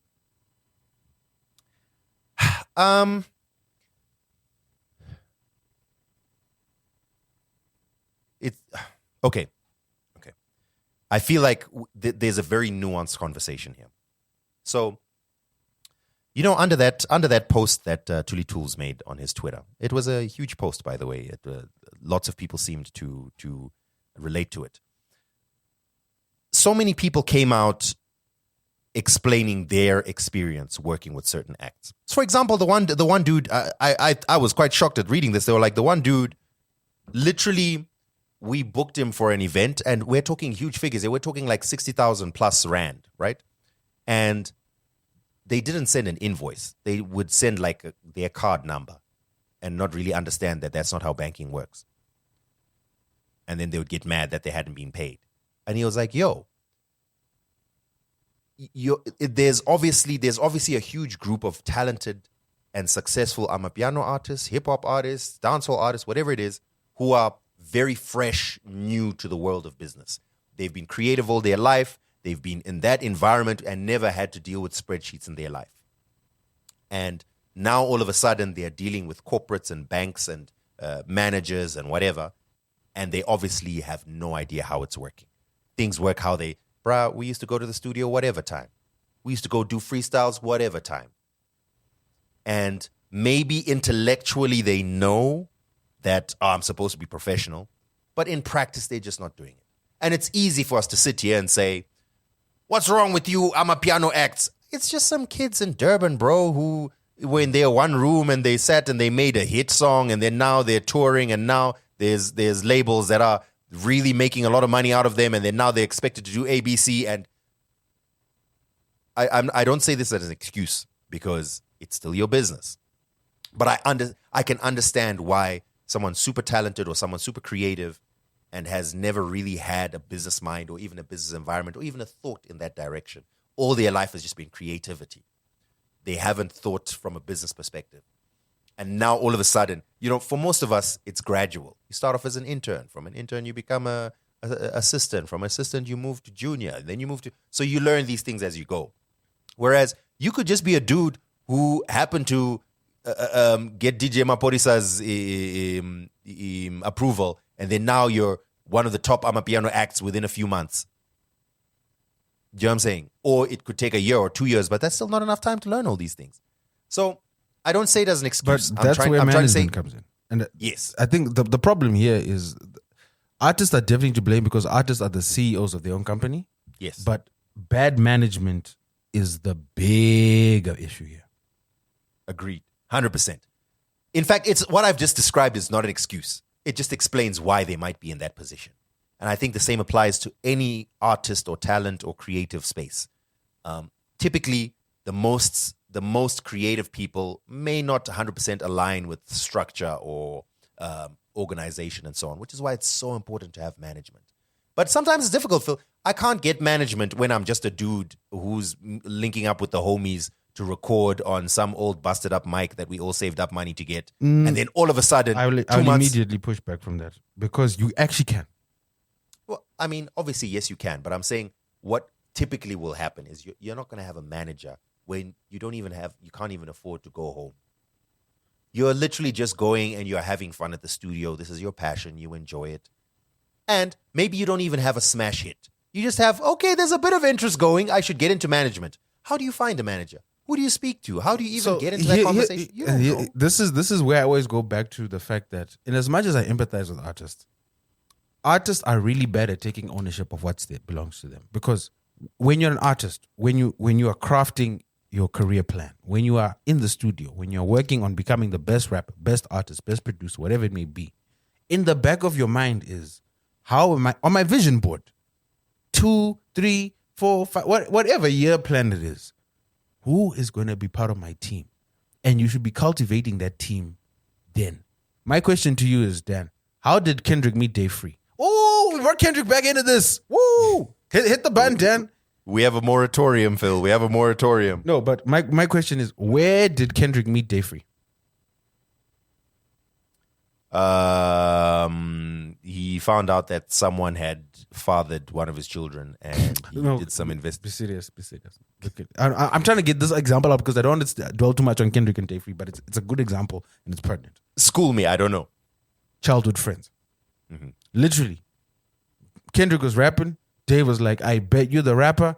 I'm going to roll with you. Let me figure this out. And look what Dave Free did. Dave Free took the time to become the best possible manager and brand consultant he could. So that now, look at what Kendrick has built. We're like, yo, look at how far they've come. There are so many stories in hip hop just like that. There are so many stories in pop just like that. Lady Gaga's first manager, he was at Venue Music. I'm forgetting his name now. Literally, he wasn't even a music manager, but he figured it out. But so many artists. Do you know what this is? Like, so many managers can figure it out. Why do we give them a pass? Also, at the same part, as an artist, you should be able to look at your boys and be like, yo, I'm doing my part. I've got the hit, we got the bookings. Are you doing your part to make sure we get more bookings? You know that bias, Phil, of the one, I think it's called survivor's bias or survivorship bias. Survivor's guilt. No, the bias that exists in there's always the idea of there was that plane which had the sections of that plane that they really need to strengthen because this is the part of the plane that keeps getting shot up. Mm-hmm. So our data shows us of the last 1,000 planes that we've seen, this is the part of the plane that keeps getting shot up. So we need to really strengthen those areas. Until someone would recognize that, no, you see the planes that are surviving being shot at. So those parts being shot are actually the safe parts being shot because all the ones that got shot anywhere else didn't make it. Survivorship bias. So I think this somewhat applies here. The idea that someone in your close circle as you're growing up or when you're coming up or whatever it is could potentially be a good manager. We see that as a common story among people who've made it. But I would argue that there's probably a whole lot more that went that route that didn't make it because they went that route. Because choosing a manager from among your friends, what are the chances or the likelihood that that person has the mindset or the ability or the characteristics that would make a good manager? I think it's very low that could happen. And for those that it did happen to, well done. But we haven't seen all the failed artists because they had terrible managers. Meanwhile, they chose someone who's their friend or someone who maybe even had good intentions. They just didn't have the right characteristics. Also, how would you know what characteristics to look for? You're fresh new to this industry. I would go a different route. And I would say maybe you need to just find someone who maybe you need to learn what characteristics you need to look for. And maybe you might not have to look within your friend group. Also, whatever strategy you use to try and find a good manager, there's still a high likelihood of failure because finding a good manager is going to be just as difficult as finding a good artist. The other way, vice versa. So I'm very sympathetic, but I ultimately agree with Phil's point. As much as it's difficult and as much as you tried and as much as you don't understand, it's still your fault. It's your business. It's your brand. It's your opportunity. You have to take it seriously and you have to study it and you can't just say, I didn't know. And one of the adages I always have for artists is do not get a manager until there's something to manage. And one of the reasons that works, well, there's two. One is reduces your overheads so that in the beginning, when the small money is coming in, you get 100% of whatever comes in. The second thing, which is more important, is you now know what needs to be done so that when you expand your team, you know how to supervise them. You know how to say, yo, this isn't being done. This isn't being done. And you've also got a baseline. When I was on my own, I was doing A, B, C, D, E. If I've got you on board, we should be doing more. Mm-hmm. And anecdotally, there's an artist I've been speaking to, and they understand the importance of doing their due diligence, and they've been asking questions, and I've been more than happy to answer. I'm like, and even he was like, yo, please don't think I don't trust you. Don't think I'm trying to be shady. I'm just trying to understand. And I'm like, you don't understand how reassuring it is, because the more questions you ask and I'm able to answer, if we are asking these questions before money is exchanged, that means when the money starts coming in, there'll be no questions to ask because you've understood and you've taken the time to make sure you understand, and you can hold me accountable and I can hold you accountable, which is perfect. Ask questions, yo. So, in as much as the artists may be victims to bad management, the management still works for you. It's your name. I don't know who Sir Troll's manager is. I don't, genuinely. Maybe if I was more tapped in, I would. But what I do know is there have been 2 events that I've been to, outside of Zimbabwe, by the way, where he's failed to pitch. And one of the running jokes was, we had a bet to see how late he would be. Not if he was coming or not, how late he would be. And one of the bets was he's not coming at all. And lo and behold, he did not pitch. That's a bad reputation to have, yo. Yeah. Yeah. So, hey, if there's anything to learn from this whole, I thought it was very interesting, this Death of Amapiano conversation. And if you're just a consumer of music, right, you're not really plugged into the business of it, whatever, I think it still applies to everyone. Like, you got to take if you get an opportunity, you got to take these things seriously, man. Like, those things don't come easy. People dying, they're praying hard to get the opportunity that you received. And you're like, let's take some drinks first before we go. Anyway. Yeah. That was good. That was good. That was a good topic, man. Good topic. We're on fire today, Dan. Huh? Dan was complaining that we rambling. So. Nah, fam. We are on firing oiled machine right now. Woo. Let me just a quick aside from what we're talking about, the little ramble of the podcast. You know what? I often think, maybe it's because of my day job, right? I think about the audience and what they want to hear. And we obviously have a very diverse audience. And I think we have an audience that's very plugged into music discussions and music business discussions. And we have an audience that's very plugged into tech discussions. And, you know, I know we have an audience that's plugged into whenever we're talking about things like stock markets and whatever, an audience of one. So, you know, I often think that, we've just gone an hour and a half on like super nerdy music business news. We're going to have like 25% of our audience like, ooh, I am living for this. And we're going to have 75% of our audience like eyes glazing over. So, but that's the thing. You cannot please everyone at the same time. Of course. I think my goal is not to please everyone, but my goal is, if that's the case, then let's not overstay any one topic. You know what I mean? Like, I would happily listen to my favorite podcast talk about NFL, even though I don't watch it, for 20 minutes or 30 minutes. Y'all talking about for an hour? You know what? I'll catch the next episode. You get what I mean? So that's what, when I said I think sometimes we ramble, that's the only thing I was saying. Like, maybe we need to make it worthwhile and good content, but not dwell too long on any one particular issue, so that everyone gets a chance to have something that they enjoy. Mm-hmm. I don't know what the sweet spot will be. Maybe it's like, maybe there doesn't have to be a number. It's just by feel. We can feel that, you know, we've spent too much time talking about this.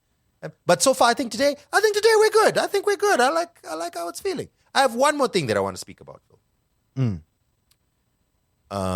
This is a bit more of a general conversation, and I think you hinted at it earlier. So,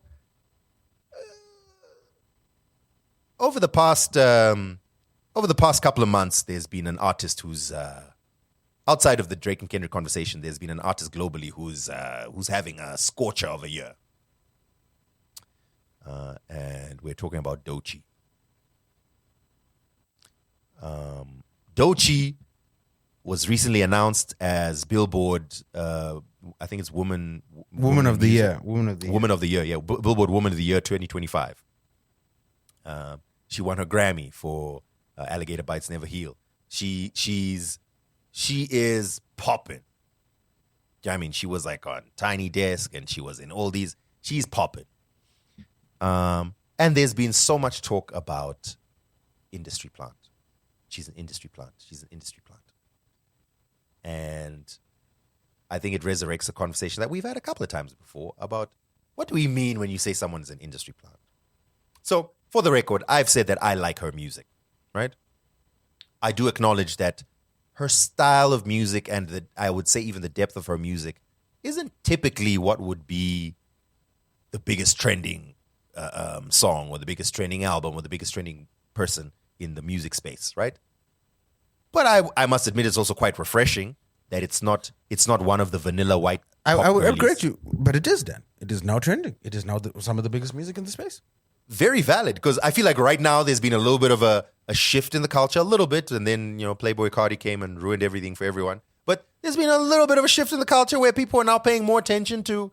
GNX was the biggest album. Again, that's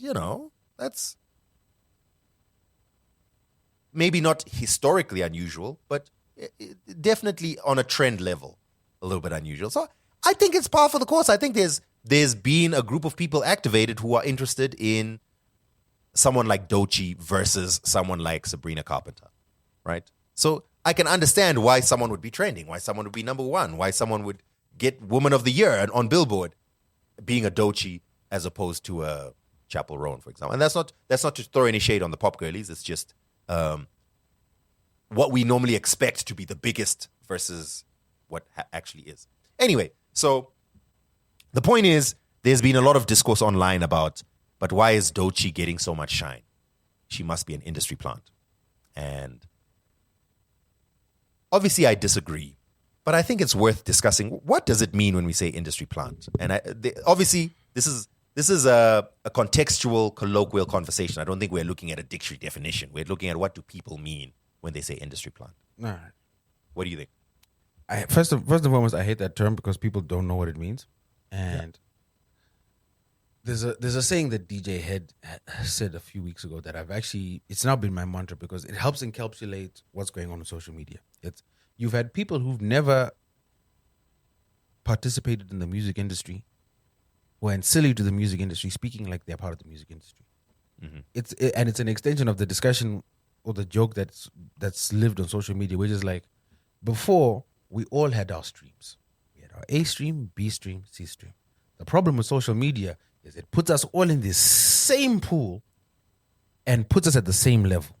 Some of you people are dumb, you know nothing, and your opinions should not be relevant on these topics. And also, people need to know their place. Sometimes it should also be like, you know what, I don't understand this. And that's what I love about our Patreon group. There's a lot of people who are like, yo, I don't know this. Guys, and sometimes they're not even asking us. They'll be asking other members of the Patreon group, what does this mean? What's the significance of this? etc, etc. Because they want to learn. There's a genuine curiosity to educate yourself. And I say all that to say, the term industry plant, in the way it's used today, does not exist. An industry plant, for the most part, would be an artist who was brought into the industry, who was astroturfed, which means they didn't have a genuine fan base, or their message was there to subvert the message of the people. Milli Vanilli are an example of an industry plant. Milli Vanilli did, in the beginning, were singing their music, but there was a point where they stopped, and they had cover singers singing their stuff, and they would just go out and lip sync. To me, that's an industry plant. You're not a genuine artist, and there's a machine pushing you behind. There are other industry plants. I genuinely believe, for example, damn it, what's his name? Gucci Gang, the white dude. Lil Pump, Lil Pump. Those people. Lil Pump's an industry plant. I'm not going to expand further. Do your research. Find out whose label he was signed to. Takeshi 6ix9ine, industry plant. Find out whose label he was signed to.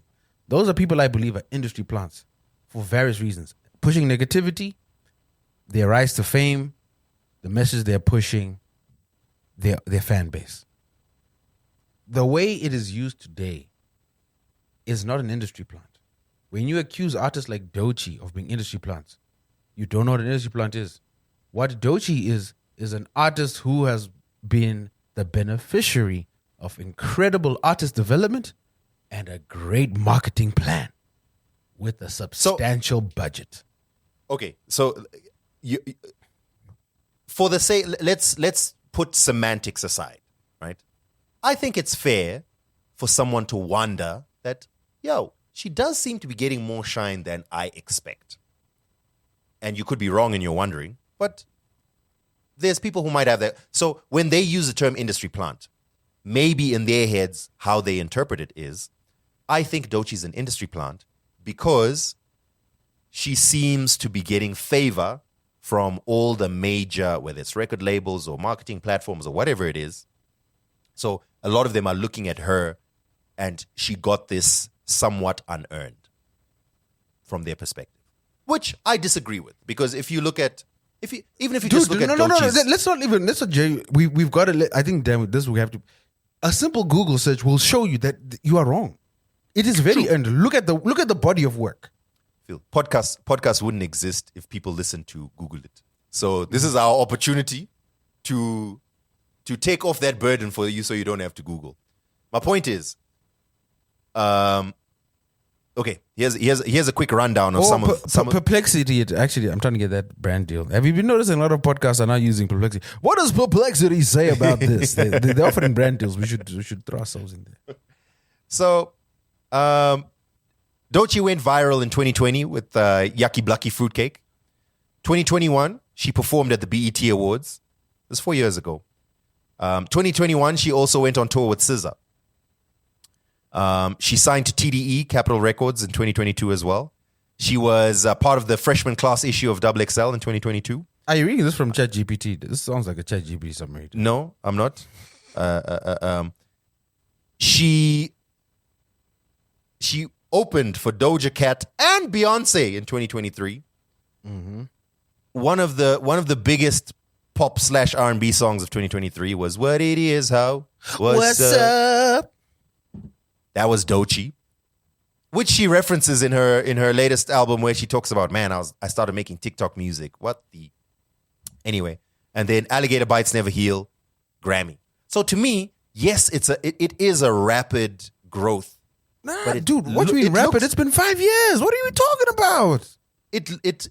Some artists haven't achieved that, but it looks and feels organic. It's rapid relatively, but not like insanely so. And her music is genuinely good. And it's okay to say it's not for me, but it's genuinely, I don't understand accusations of industry plant. I think they come from a place of, it's like the same person who will say, who is this Kendrick person performing at the Super Bowl? I've never heard of him. It must be a plant thing. And you realize that, no, in your circle, in your world, you probably wouldn't have heard of that. And it's fair to say in my circle, my world, I might not have heard of Doechii. So now it's a surprise to me that she's Billboard's Woman of the Year. But those following her done been heard of her, and they've been waiting for this blow up. It's not an industry plant. But I also low-key disagree with what you say, Phil. Like,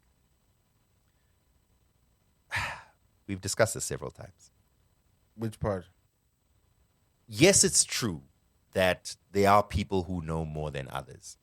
But I don't think you're disqualified from sharing your opinion on art, especially if that art is made for you, just because you don't know much about the process of making it. But this isn't a discussion about art, Dan. This is the discussion of the business of art. There's a difference. If you came to me and you said, I don't like Doechii. Doechii's music is not for me. That is a perfectly fine statement. If you come and you assert, because a lot of the conversation, you know what, I'm doing what I hate. Let me not say that. Let me not generalize. The general tenor of what I have seen on social media, right, has been this negative backlash on Doechii. And it's been coming on the heels of the Grammy win, then the co-sign from Lauryn Hill, where people are like, wait, what has she done to deserve this co-sign? That's insane. Which is ironic because Lauryn Hill also only has one solo album.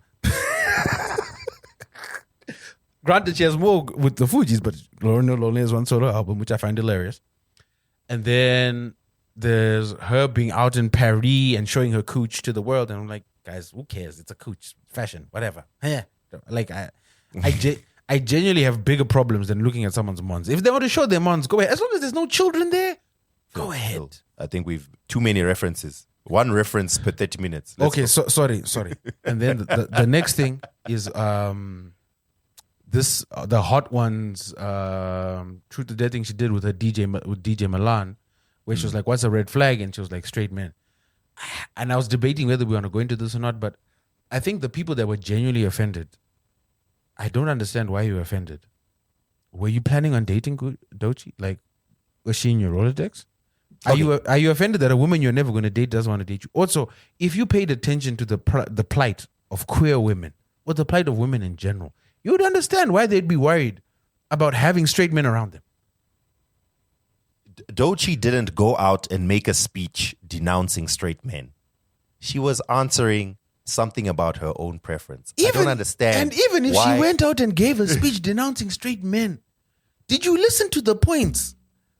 If you like genuinely, if you stop to speak to any woman or any queer woman about the reservations they have about befriending or dating straight men, you would understand that these people are right. Think about let's get into it. Let's just do a quick snapshot.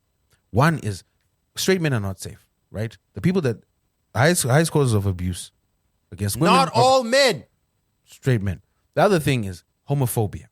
So if I'm a queer woman, I probably have queer friends, and I myself am queer. So now I must bring you around and worry: is this person going to say something inappropriate to offend or hurt the people I care about the most? Right? Also, if you are a straight man, you might have a worldview that is an antithesis to their worldview. Once again, might hurt, offend them. And Okay, also, Phil, she's not Phil, saying she hates them. She's not saying that they must die. She's not saying they must burn. She said it's a red flag. I don't understand why people are so angry. I just think people need to stop having such reactionary hurt to certain topics and really look into them and be like, wait a minute, this offended me. Why did it offend me? And investigate further. But however, back to the industry plant topic. Okay. Back to the industry plant topic. Ultimately, the industry itself, the music industry in general. Let me, and this is something that I want to make clear. One of the reasons why I also avoid the term industry plant, and I may be even contradicting myself because I defined it earlier, but sometimes I don't, because every artist is an industry plant.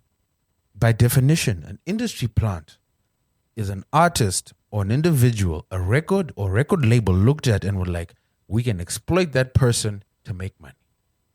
And they put money behind them to gain them fame, and they rise through the ranks, become popular, and start generating money for a record label. Is that a fair description of an industry plant, Dan?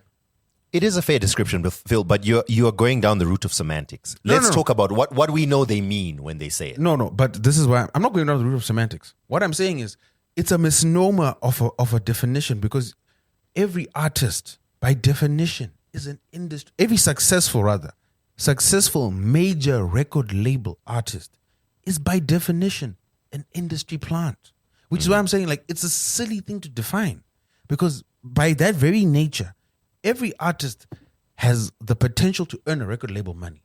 A record label invests that money and hopes to see a return on investment. That is by definition an artist / industry plant. Therefore, every artist, by the definition, every major label artist that is successful is an industry plant. So it's a stupid thing to try and define. Just find the artists you want to support them, and the ones you don't, ignore.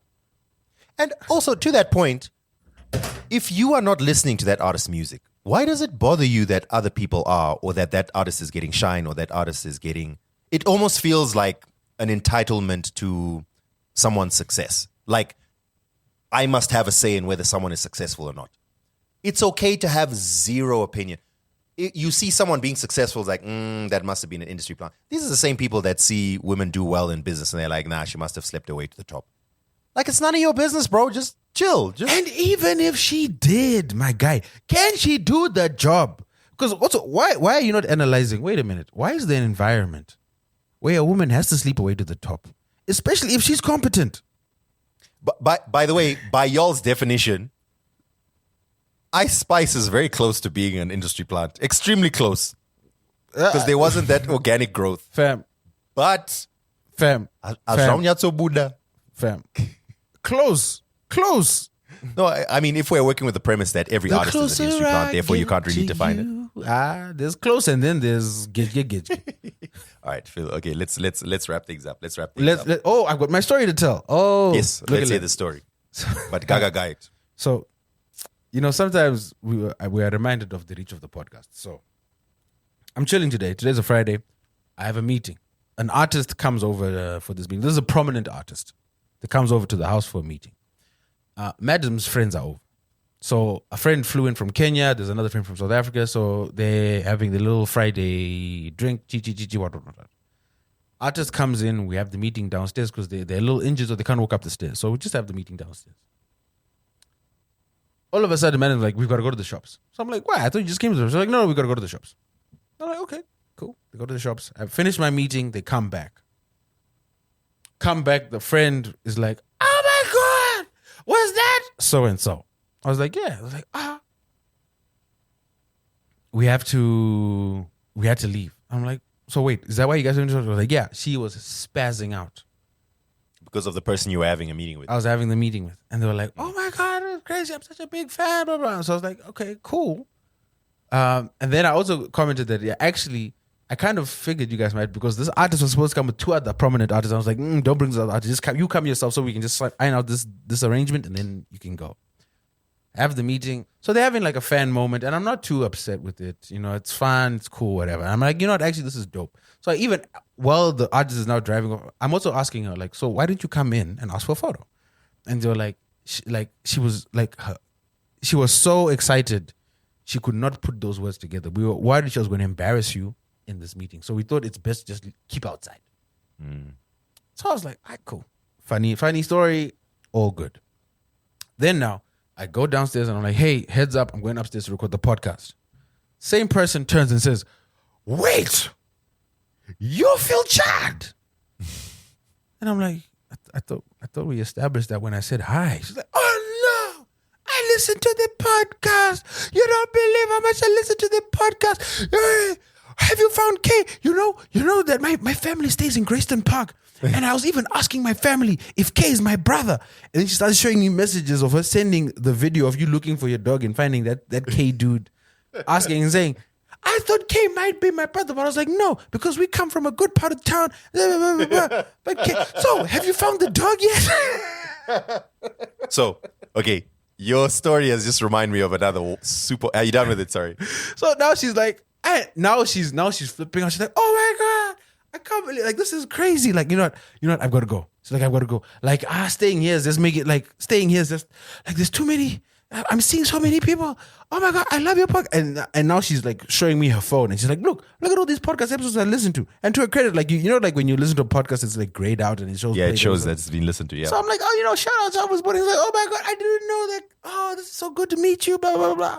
I'm like, cool. But it's kind of awkward because she's had a few mimosas. You know what I'm saying? She's really hype, and it's kind of. We listen, we don't judge. You know. No, but it's just like I'm also like I'm not a celeb, right? Yes. I'm celeb adjacent, so it's kind of weird, right? So I'm like, but anyway, I'm going upstairs. See you later. Have fun. So I say all that to say, I may have found out who Kay is, and she might know where your dog is. So she's told me, and she vowed. She said, like, I'm now on the case. Just find out if Dan has found his dog, because if he haven't, I think I know where his dog is. I have not found my dog, but let me tell you. So this week we had interviews, Kubasa. Job interviews. I was part of the panel doing the interviewing.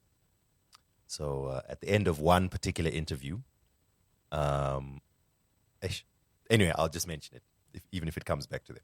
At the end of one particular interview, the HR, our HR officer was also in there, is asking like, you know, some of the questions that come up about, okay, you know, what are your expectations, blah, blah, blah. And one of the questions is like, okay, which part of town do you live in? And then she says Greystone Park. So I say, I mean, half, like not really as a serious question. I'm like, oh, have you seen my dog? And he's like, what? And then like the other people are like, oh, you still haven't found your dog? I was like, no, I haven't found my dog. But anyway, whatevs. Then she says, yeah, no, I think your dog's dead. I'm like, gee, thanks. He's like, yeah, no, if it's been this long, your dog is definitely dead. What? It's like, why would you say this in an interview? What? How am I going to feel about you now? And you just like keep on reminding me that my dog is dead. You know what I'm saying? Anyway, I thought that was, obviously, as you know, Phil, I'm a very well-regulated human being, so it didn't affect me that much.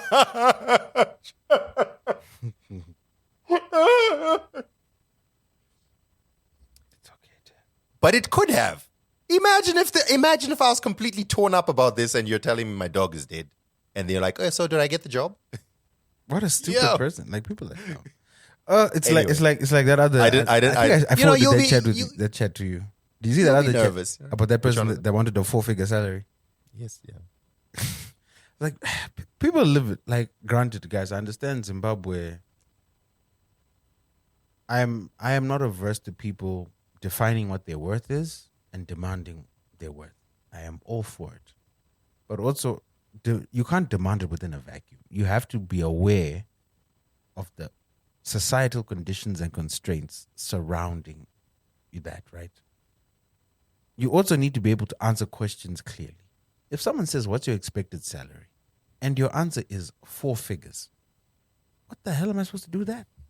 And then I ask a clarification for question. 9,999. Yeah. Could you please define 4 figures? And you're like, 4 figures, in the thousands. You're not getting a response. Like, if the person is listening to this podcast, if you're wondering why I haven't responded, that's why. I hate that question, by the way. What's your expected salary? I know it's always asked, but I hate it. Like, I think the correct way to go about is the salary for this position is. But in Zimbabwe, we do it the opposite way. No, but keep in mind, this is someone who is looking for work, and they're not looking for. It's not like there's an opening and they are responding to a specific opening. They are asking and saying, "Hey, I'm looking for work. These are the skills or the type of work I'm trying to do. Do you know anyone?" So it's a fair question to ask, because then I can ask someone and say, "Hey, there's someone who's doing this position. This is how much they're expecting. Is it within your budget? Yes or no?" I hear you, and I understand why it's done. I just hate that question, and we do it as well. I mean, it's part of policy. It's we have a whole thing that you need to fill out that includes expected remuneration. But in my head, I think what it should be is this position expected the salary is, this is the range for the salary, right? Depending on your maybe your skills, abilities, qualifications, blah blah blah blah. But the range is this, and then you decide before you even apply. I wish that's what the case was, but it's not always like that. Anyway, let's wrap this show up, Philip. I think we've had some great discussions. Great talk. Dan, also, I just wanna put this out there, Dan. You have dropped the ball immensely in a segment you introduced, which is White People Business. There have been 3 months of incredible updates in the Blake Lively saga, which you have not touched on. And I personally would like you to get your act together and please prepare a dossier for next week, because we have to cover this. There's so much happening. Candace Owens is having your lunch, Dan. Candace Owens is kicking your ass. I'm waiting for Ryan and Blake's names to be cleared before I come back and talk about it. Mm-hmm. Look, some new music came out this week, including some new K-Flow. I don't know. Maybe we'll drop that. There was a couple of different songs. It's run out of my mind exactly what. But yeah, we'll get something cool to drop on the end of this. We recorded this on Friday when we're normally supposed to drop on Friday. So yeah, I don't actually, think Dan, quick one. I think this might be a Patreon only discussion. We'll discuss some TV shows. Just wanted to do a quick check. Are you a Harry Potter fan?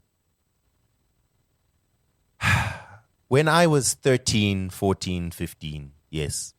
And sometimes from a nostalgia perspective, yes. But in my adulthood, I can see just how bad it is. It's a terrible story. But it's a fun world that was created that I enjoyed when I was much younger. And I don't, by the way, I don't begrudge it now. So I don't look at it now and say, this is terrible. I just mean, I now recognize a little bit more about how bad the story is. And I can stand on business on that if you guys want more details. It is a terrible story, but I really enjoyed it when I was younger. So, do you have any thoughts about Papa Seydoux being cast to play Severus Snape? I think rage bait is an excellent marketing strategy in some marketing managers' eyes. Fair. I haven't read the story. So I'll defer to you. Black Mirror is back. I'm not too excited for that, because ever since the Americans took over Black Mirror, it's not been the same. It's still good though. It hasn't been the same, but it's still good. Invincible finale was yesterday. Oh my God, Dan, have you watched Invincible yet? Come on, Dan. Dan. Do you know? You've watched Creature Commandos. You've watched Spider-Man, but all of a sudden, You don't have the time for dude. Invincible is amazing. This last season was good. Invincible is next on my list. I was gonna watch it this weekend, but like I told you, tomorrow I am doing, government stuff. Apparently, Sunday I got assembly, and then Taz comes back, so it's gonna be rough. But I'm going to squeeze some time in to catch up on Invincible. That's next on the list. All right. I managed to watch Creature Commandos. I was watching it while I was on the treadmill this week. It was not bad. It wasn't, incredible. It was nice. Yeah, Philip, that was a dope. Okay. Invincible versus Creature Commandos. Invincible. Okay. So I'll watch it and then I'll give my feedback as well. No, Invincible is amazing. Creature Commandos wasn't bad at all. It wasn't bad. It definitely better than season 3 of What If. That, without a shadow of a doubt. That was a good watch. It was a good watch. I wasn't mad at it. It's also, I give it credit because, as you said, it was telling a very enjoyable story in characters I have zero investment in. Yeah. So it's like starting from scratch, which is a sign of a good show. It's like Paradise. Paradise was a great show because starting from scratch, I don't know these characters, I don't know this IP, but I was already hooked. Which is another show you have to watch. Granted, we had a great discussion of the Paradise finale in the Patreon group. We're going to have more of those. So if you want to be involved in those, do join. And now I'm watching Neighborhood Spider-Man. So I think I'm on episode 3 or 4 of that. My question, and I don't understand. I am confused with Neighborhood Spider-Man. Spoiler alert. Skip ahead if you don't want to get spoiled. But I need to ask Dan this. Mm-hmm.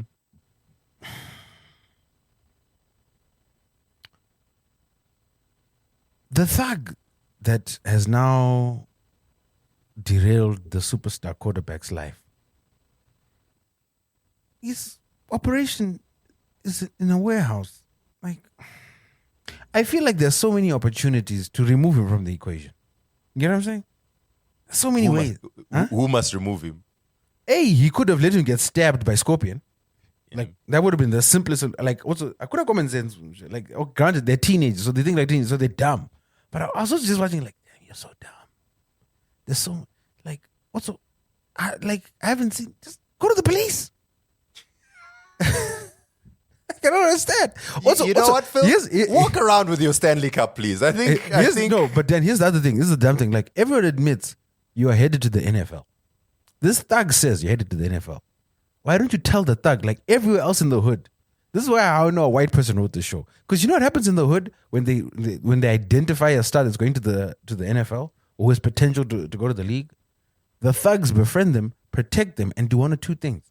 They either protect them so they can point shave, i.e. bet on them, so that when they want to control them, like, yo, this game you're not scoring any points or you're scoring 6 points or whatever, and they'll bet money on them. Or B, we're going to protect you, make sure you get everything you need, you'll get to the league, and when you get your first check, you're breaking us off some money. I don't understand. These are not novel ideas. That's how I know a white person wrote this show. Because that's what a real thug would do. Phil, that's such a minor side thing. No, Dan, it's ruined. Like, Dan, man. This whole, a black man's life is ruined now because of criminality. I'm tired of the tropes. I'm tired of the suffering black man that needs to be blindsided. You know, now Sandra Bullock has to come down and save him from the ghetto gangsters so that he can finally fulfill his dreams. And then, no, man, I'm tired. To balance it out, the billionaire in this show is also black. Also, so it's fine. Is it me or did they deliberately make his son look somewhat gender fluid? I think it was deliberate, yeah. Yeah. All right, Phil, let's wrap this up. We're going to throw something new on, maybe that new K-Flow. Ladies and gentlemen, thank you very much for tuning in to another episode of Two Broke Twimbos. Quick reminder, you can find us on all social platforms where if you want to see video of this episode, we try to upload some of the video because we are recording. We've got some lighting. I think I'm going to put this whole video on Patreon for the patrons to see if they like it. Dope. And then what we'll do is we'll do little clips for the socials. So follow Two Broke Twimbos on TikTok, Instagram, Facebook, Twitter, or X. We try to put some clips up on there. And also, we love interaction from you. So if you want to say something, you want to share a story with us, something weird happened to you, something you heard on the podcast, something you agree with or disagree with, or questions you have, please just hit us up. You can use any of those platforms, DMs or private messages, or you can send an email to donate@twobroketwimbos.com. You can also use twobroketwimbos.com/donate for you to support this podcast monetarily. We would appreciate it if you were to become a Patreon member. The minimum tier is only $5.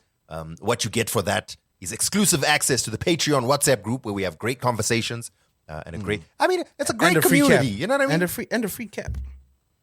Phil will also give you a free cap, and then we also give you free tickets. Like this week, we're going to give you free tickets to that Shaddai event.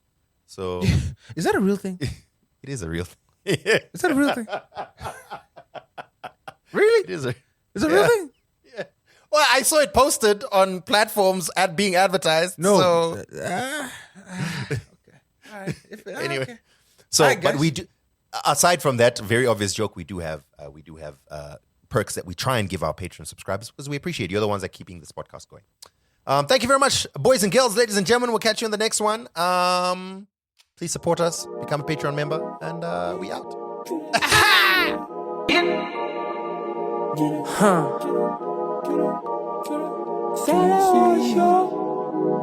Hey, I know how not dole, should I grind?